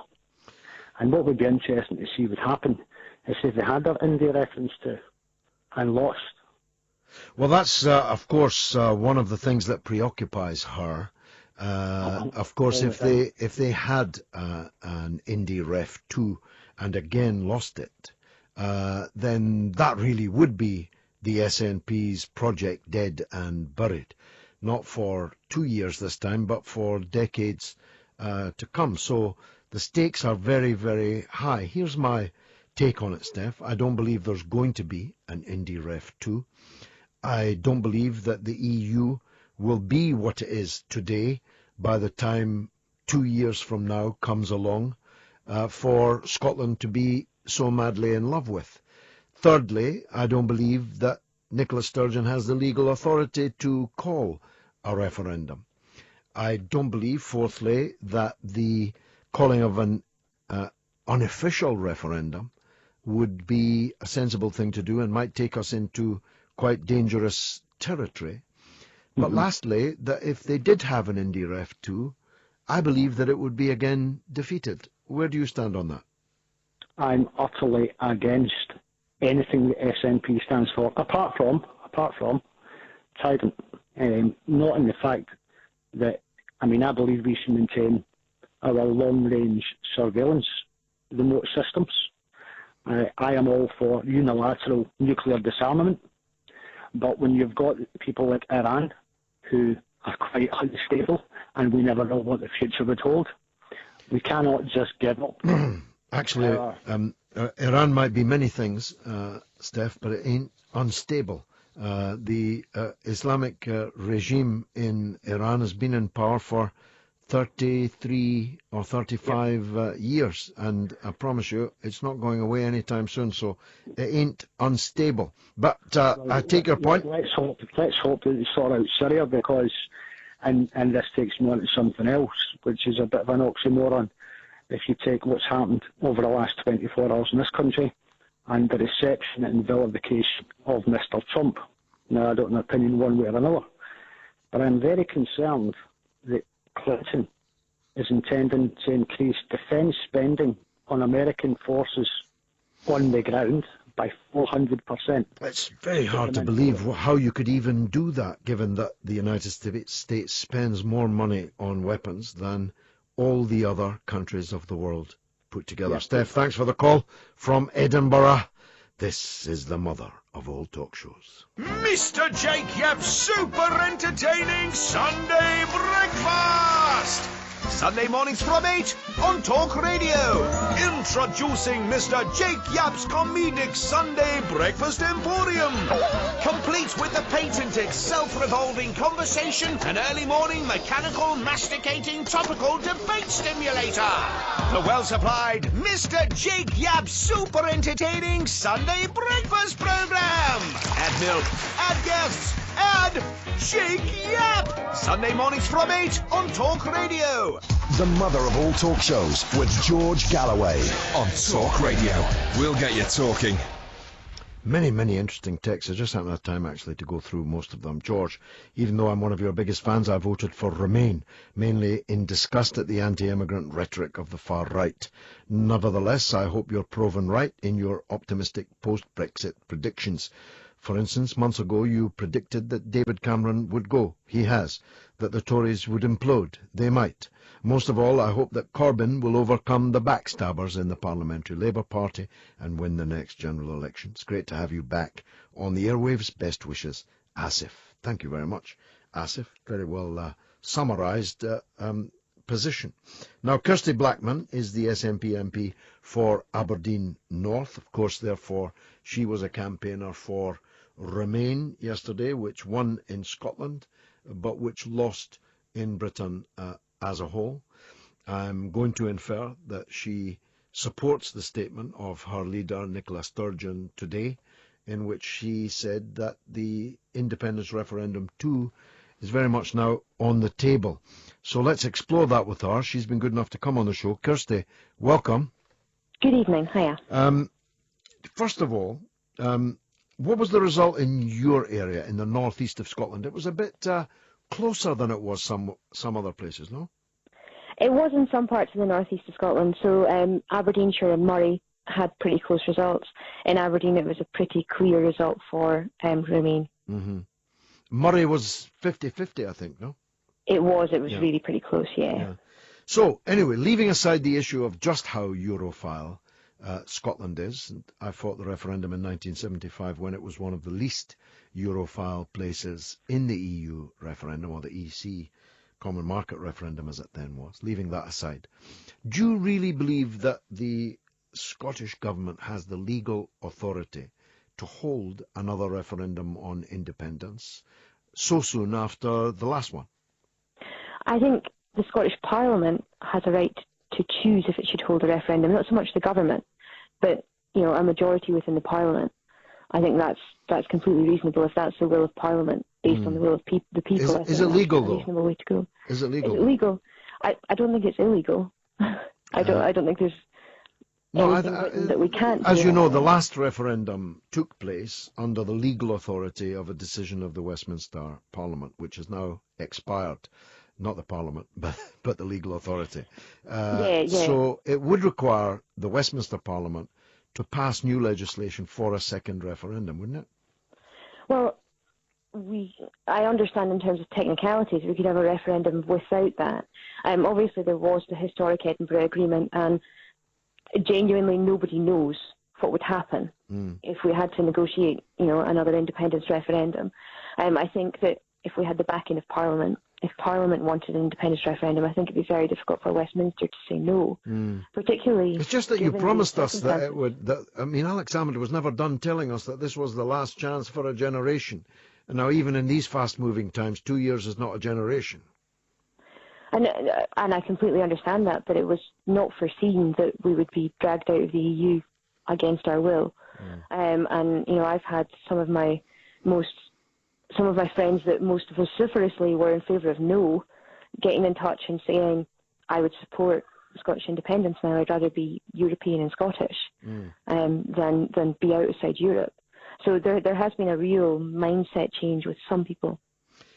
Yeah, although that wasn't demonstrated in the Scottish Parliament elections in May, was it? Because actually you lost your majority in the Scottish Parliament. In terms of the number of MSPs, we've got fewer MSPs than we had previously.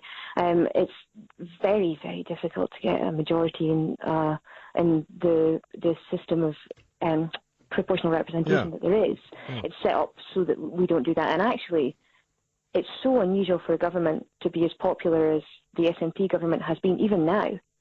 This far in. I'll grant you that, but it doesn't seem to indicate a seismic shift, at least in May, and this is only June, towards the support for Scottish breakaway. And I think the key thing, the thing that has possibly changed people's minds, and it's really too early to tell, has been, the referendum. I don't think that you can't really necessarily equate support for the SNP with support for independence. They're two different things. And, the Green Party got a sizable vote and have got, some MSPs as well. So would they vote, you think, for a new referendum? Because they've got the balance, don't they? There's a majority of MSPs in the Scottish Parliament who are in favour of independence, because the Green Party, that's in their manifesto that they favour independence too. Yeah. So it's quite likely then that Nicola Sturgeon will get her way and that there will be a referendum. Of course, that then opens up, we can't speculate as to what the European Union will be come 2 years from now. Yeah, and just to stop you there, I think we need to take a step back, that it's not we're immediately jumping into a referendum. It's we will do our best and we will see what we can do to ensure that Scotland stays within the EU. And I think that's the key thing. Those avenues with talks with Brussels and things need to be explored first. It's not immediately we will have an independence referendum. It's let's see what we can do. It's within 2 years of the triggering of Article 50. So that's basically 2 years come September. Sometime in that period. Here's what I just don't get, and I think you are weak on this, but not you personally, but the SNP and the independence argument is weak on this point. Why do you want to come out of a democratically elected union in Britain, but remain in an entirely undemocratic union in Brussels? Well, you can argue the nature of democracy there, because actually the Westminster Parliament's not particularly democratic. No, but it's a lot more democratic than the EU. Huge number of lords. No, I agree, and I'm in favour of not until the last lord is hanged by the last ermine robe and all that. I agree with you on that, but it's a lot more democratic than the EU, which is not democratic at all. The EU is relatively democratic, and actually, if you look at... Did you elect Donald Tusk or Herr Juncker? I didn't, but I did get to elect my members of the European Parliament. Yeah, but the European Parliament has no power. The European Parliament has some power. Well, very, very little. A parish council compared to the power of the European Commission and the Council of Ministers. But then, you get into the nature of discussions about power. So in terms of the Westminster Parliament, do we actually directly elect the Prime Minister? Well, look, you would never accept the level of powerlessness in the European Parliament. You would never accept a Scottish Parliament with such little power. I think one of the differences between the European Union and the United Kingdom is the way that those two things are set up. So in terms of the European Union, there are vetoes. There's the ability to opt out of things for nation states, and there is that ability. Whereas within the UK, Scotland feels quite a lot of the time that we have things done to us. Well, you have them done to you by the European Union, and the difference is you have a say in electing a British government, but you have no say in the election of the European Union's government. But the British government have a veto over some of the things that the European Union do. Well, increasingly few things, because more and more things are subject to qualified majority voting.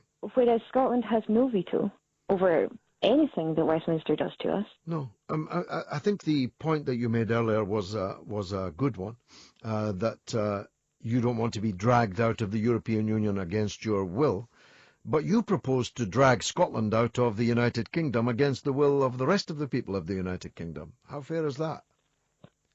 I think it'd be interesting to see what the levels of support for Scottish independence are within the rest of the United Kingdom. You know, we've never asked them. And actually, having spoken to quite a few people around London, I spend more time in London than I ever have before. Speaking to those people, there's quite a few of them that are, you know, relatively in favour of Scotland having independence. Well, not me, and I'm Scottish. I didn't even get a vote. Look, Kirsty Blackman, it's been a pleasure to disagree with you. Thanks very much indeed for coming. Yes, you too, thanks. On the mother of all talk shows. I had breakfast with Jerry Springer once, you know. No, there's no story. There's no Jerry Springer story behind that. He just invited me to breakfast in the Dorchester Hotel in Park Lane in London. He's a very fascinating fellow. I'm going to listen out for his show. The Boy, that's spelt B-H-O-Y, says, George, you're a fanny. Of course, I think he means that in the American sense. But just a tip, boy. That's not how you spell you're in this context. And an emailer says, George Galloway, got a chance to speak to you earlier for the first time. I'm 36 now, and I've been following and listening to you since I was 26. That's 10 years ago. And I must say it was an absolute pleasure. You're a champion, and the only person in the media and politics that speaks for the working class people. God bless George Galloway. Thank you very much indeed for that very kind email. Made up for the insults of the boy. Shan is in Motherwell. My goodness, is everybody listening, calling, and an expert tonight, Scottish? Go ahead, Shan. It's Siobhan, sorry. Siobhan, I beg your pardon. Go ahead. I'm okay, George, thank you. It was just to highlight something that hasn't been shown or broadcast in any of the media, and that was the positivity that no matter what age, gender, race, or creed you are, the positivity that everyone is taking active involvement in politics and an interest in politics. Yeah. People are not, I've always said this, Siobhan, people are not apathetic about politics. They're apoplectic about the pathetic nature of the politicians. But give them a cause, give them a big cause, a big question, and huge masses of people get entirely engaged in it. This European referendum, of course, occasionally has been unpleasant and was marked by, scarred by, the most horrific crime that took place in the Batley and Spen constituency. But scores of millions of people in Britain were politically engaged by this referendum, as indeed happened in the Scottish referendum that you and I remember well. Oh, definitely, and it's been a long time coming, and it needs to be people actually hold their politicians accountable for their actions or lack of actions, because it's been too long that people have just sat by and by the sidelines and not actually done anything with regards to who their local MPs are or who the actual constituents are that run the country. And we need to actually stand up and go, no, we're not happy, we want this done. And it's been a lot of people are too busy watching their Coronation Street or their Big Brother or things like that. They know more about that than they know about their local politics. Yeah, well, here's hoping that things are beginning to change. Thanks for that, Siobhan. Let's stay in Scotland and talk to Colin in Glasgow. Go ahead, Colin. Hi, George. How you doing? I'm doing great, thanks. I've enjoyed the show. I hope you have. Yeah, I mean, that's the first time I've listened to you, and for 2 hours and 46 minutes, I've learned more your show than I have in the last 36 hours that I've been following the EU referendum. Oh, well, good, thanks. I'd like to ask you a question, George. Yeah. And this is the reason why I've prompted me to phone you. Like I said, I've learned more you in the last 2.5 hours, and my face has been glued to Twitter all day, and I've watched people that I follow that are in the media and all that. Yeah. And I'm starting to realise that although they've got an opinion, if we believe everything that you say, which I do, because you're a politician and you're in the media now, what do you feel about some of the media that comes out with their say, now their columns, and they've got people now reading it, and they're trying to make a judgment on what they're saying in the column? What do you feel about it? Well, I think that the so-called experts have been yet again confounded. These experts that told us it would be a disaster for us if we didn't join the euro were utterly confounded. The experts that told us we had to invade and occupy Iraq were confounded. A pity more than 1 million people had to give their life's blood in the sand in order to prove that. All these experts that told us, and the markets that followed them, that we were going to remain in the European Union yesterday. At one stage, one guy that I see on Twitter said that the betting markets now showed that it was 90% certain that we were going to remain in the EU. And within half an hour, that 90% certainty had become a certainty the other way. So I don't hold much with experts, and the idea that you've got to be an expert to have a valid point of view, and I even heard it said several times on the television that people with degrees, I don't have a degree. I left school at 16. I was never at university. I have no degree. But I'm an expert. And I'm an expert because I listen to people like you, because I meet people like you, and I meet people like the general public that are everywhere, and you form your opinion, if you've got any sense, based on evidence, based on what people are telling you and what you can observe with your own eyes. So I think the mainstream media, as it's called, lamestream media I call it, is going out of fashion. And more people are seeking new ways to inform themselves and educate themselves. I mean, I've got now 1 million people following me on social media. That means I can send a message to 1 million people. In fact, I've got a reach on social media of more than 12 million. So that's a lot more than any television program. It's a lot more than any newspaper article. And I can reach these people directly myself. Well, after today, you'll have 12 million one jobs. I'm just about to follow you on Twitter. Thanks, Colin. I appreciate that, pal. Let me go back to the... now, someone, David McCarthy, says disappointment, but he's not very clear about what he means. George, are you on the mic and typing concurrently? Multitasking? No, my missus is doing the typing.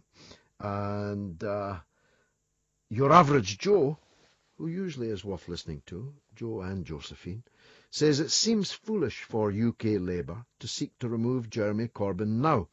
Going to need a new leader after the next election, whatever. What a blindingly obvious and simple point to make.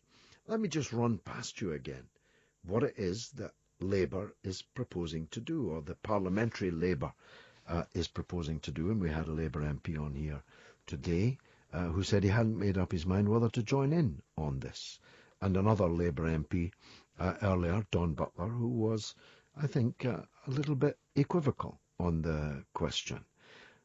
Labour MPs are proposing to, simultaneous with the Prime Minister of Britain resigning and the Tories being effectively without a leader and potentially imploding over tensions over the leadership in the EU and what happens next in the negotiations and so on, at that very moment, Labour MPs are proposing to have a leadership election of their own. Now, frankly, that is close to insanity. It's close to political insanity. And, of course, it cannot even work. Because if Jeremy Corbyn says, in response to a no-confidence motion being passed against him, get it up you. Get stuffed. I don't care about your motion of no confidence. I'm continuing. I know what's going on. I'm going on. If that is the attitude that Corbyn takes, and I believe it will be, then There's nothing these MPs can do about it. And if they force a new election for leader of the Labour Party, Corbyn will be overwhelmingly re-elected. So what will have been the point, except to snatch defeat from the potential jaws of victory? It be the equivalent of blowing yourself up at the exact time that your political enemies are blowing themselves up. But maybe there is the rub. Maybe we're in the early stages of a redrawing of all political boundaries. And I personally hope so, because, frankly, we have an unhealthy political system and structure. As Kirsty quite correctly pointed out earlier, the SNP MP, our democracy is not democratic enough. And our first-past-the-post electoral system, which we have at Westminster, means that you effectively have two big tents that contain within them at least two parties each, and maybe more. I mean, the Blairites, the Dowager, Baroness, whatever it is that she's now called, Dame Margaret Hodge. Dame Margaret Hodge has far more in common with the Liberal Democrats and with the Cameron pro-European wing of the Tory party than she has in common with Jeremy Corbyn or me. And therefore, why should the electoral system force her to remain in the same party as Jeremy Corbyn? Shouldn't we have, dare I say it, a more European system whereby there's a party of the left, a party of the centre, and a party of the right, and you can vote by proportional representation and get a government that properly reflects the actual political temperature in the country? That's what they have in Europe, and that's what would be good to have here, because, frankly, our politics isn't working. Nobody believes us, said a cabinet minister in the last few days of the Euro referendum. Nobody believes us. And here's why. Because for decades, the British people have been systematically let down where they were not being systematically betrayed. And we're coming up now, it's only days away, from the report of the Chilcot inquiry, assembled over many years and at very great public expense, which, if it's going to be worth the paper that it's written on, is going to show us that we were led into a war on an entirely false prospectus. We were led into a war that's still raging 12 years, more than 12 years later. That we were led into a war that begat another war and another one and another one, and that the cascading of extremism around the world continues apace.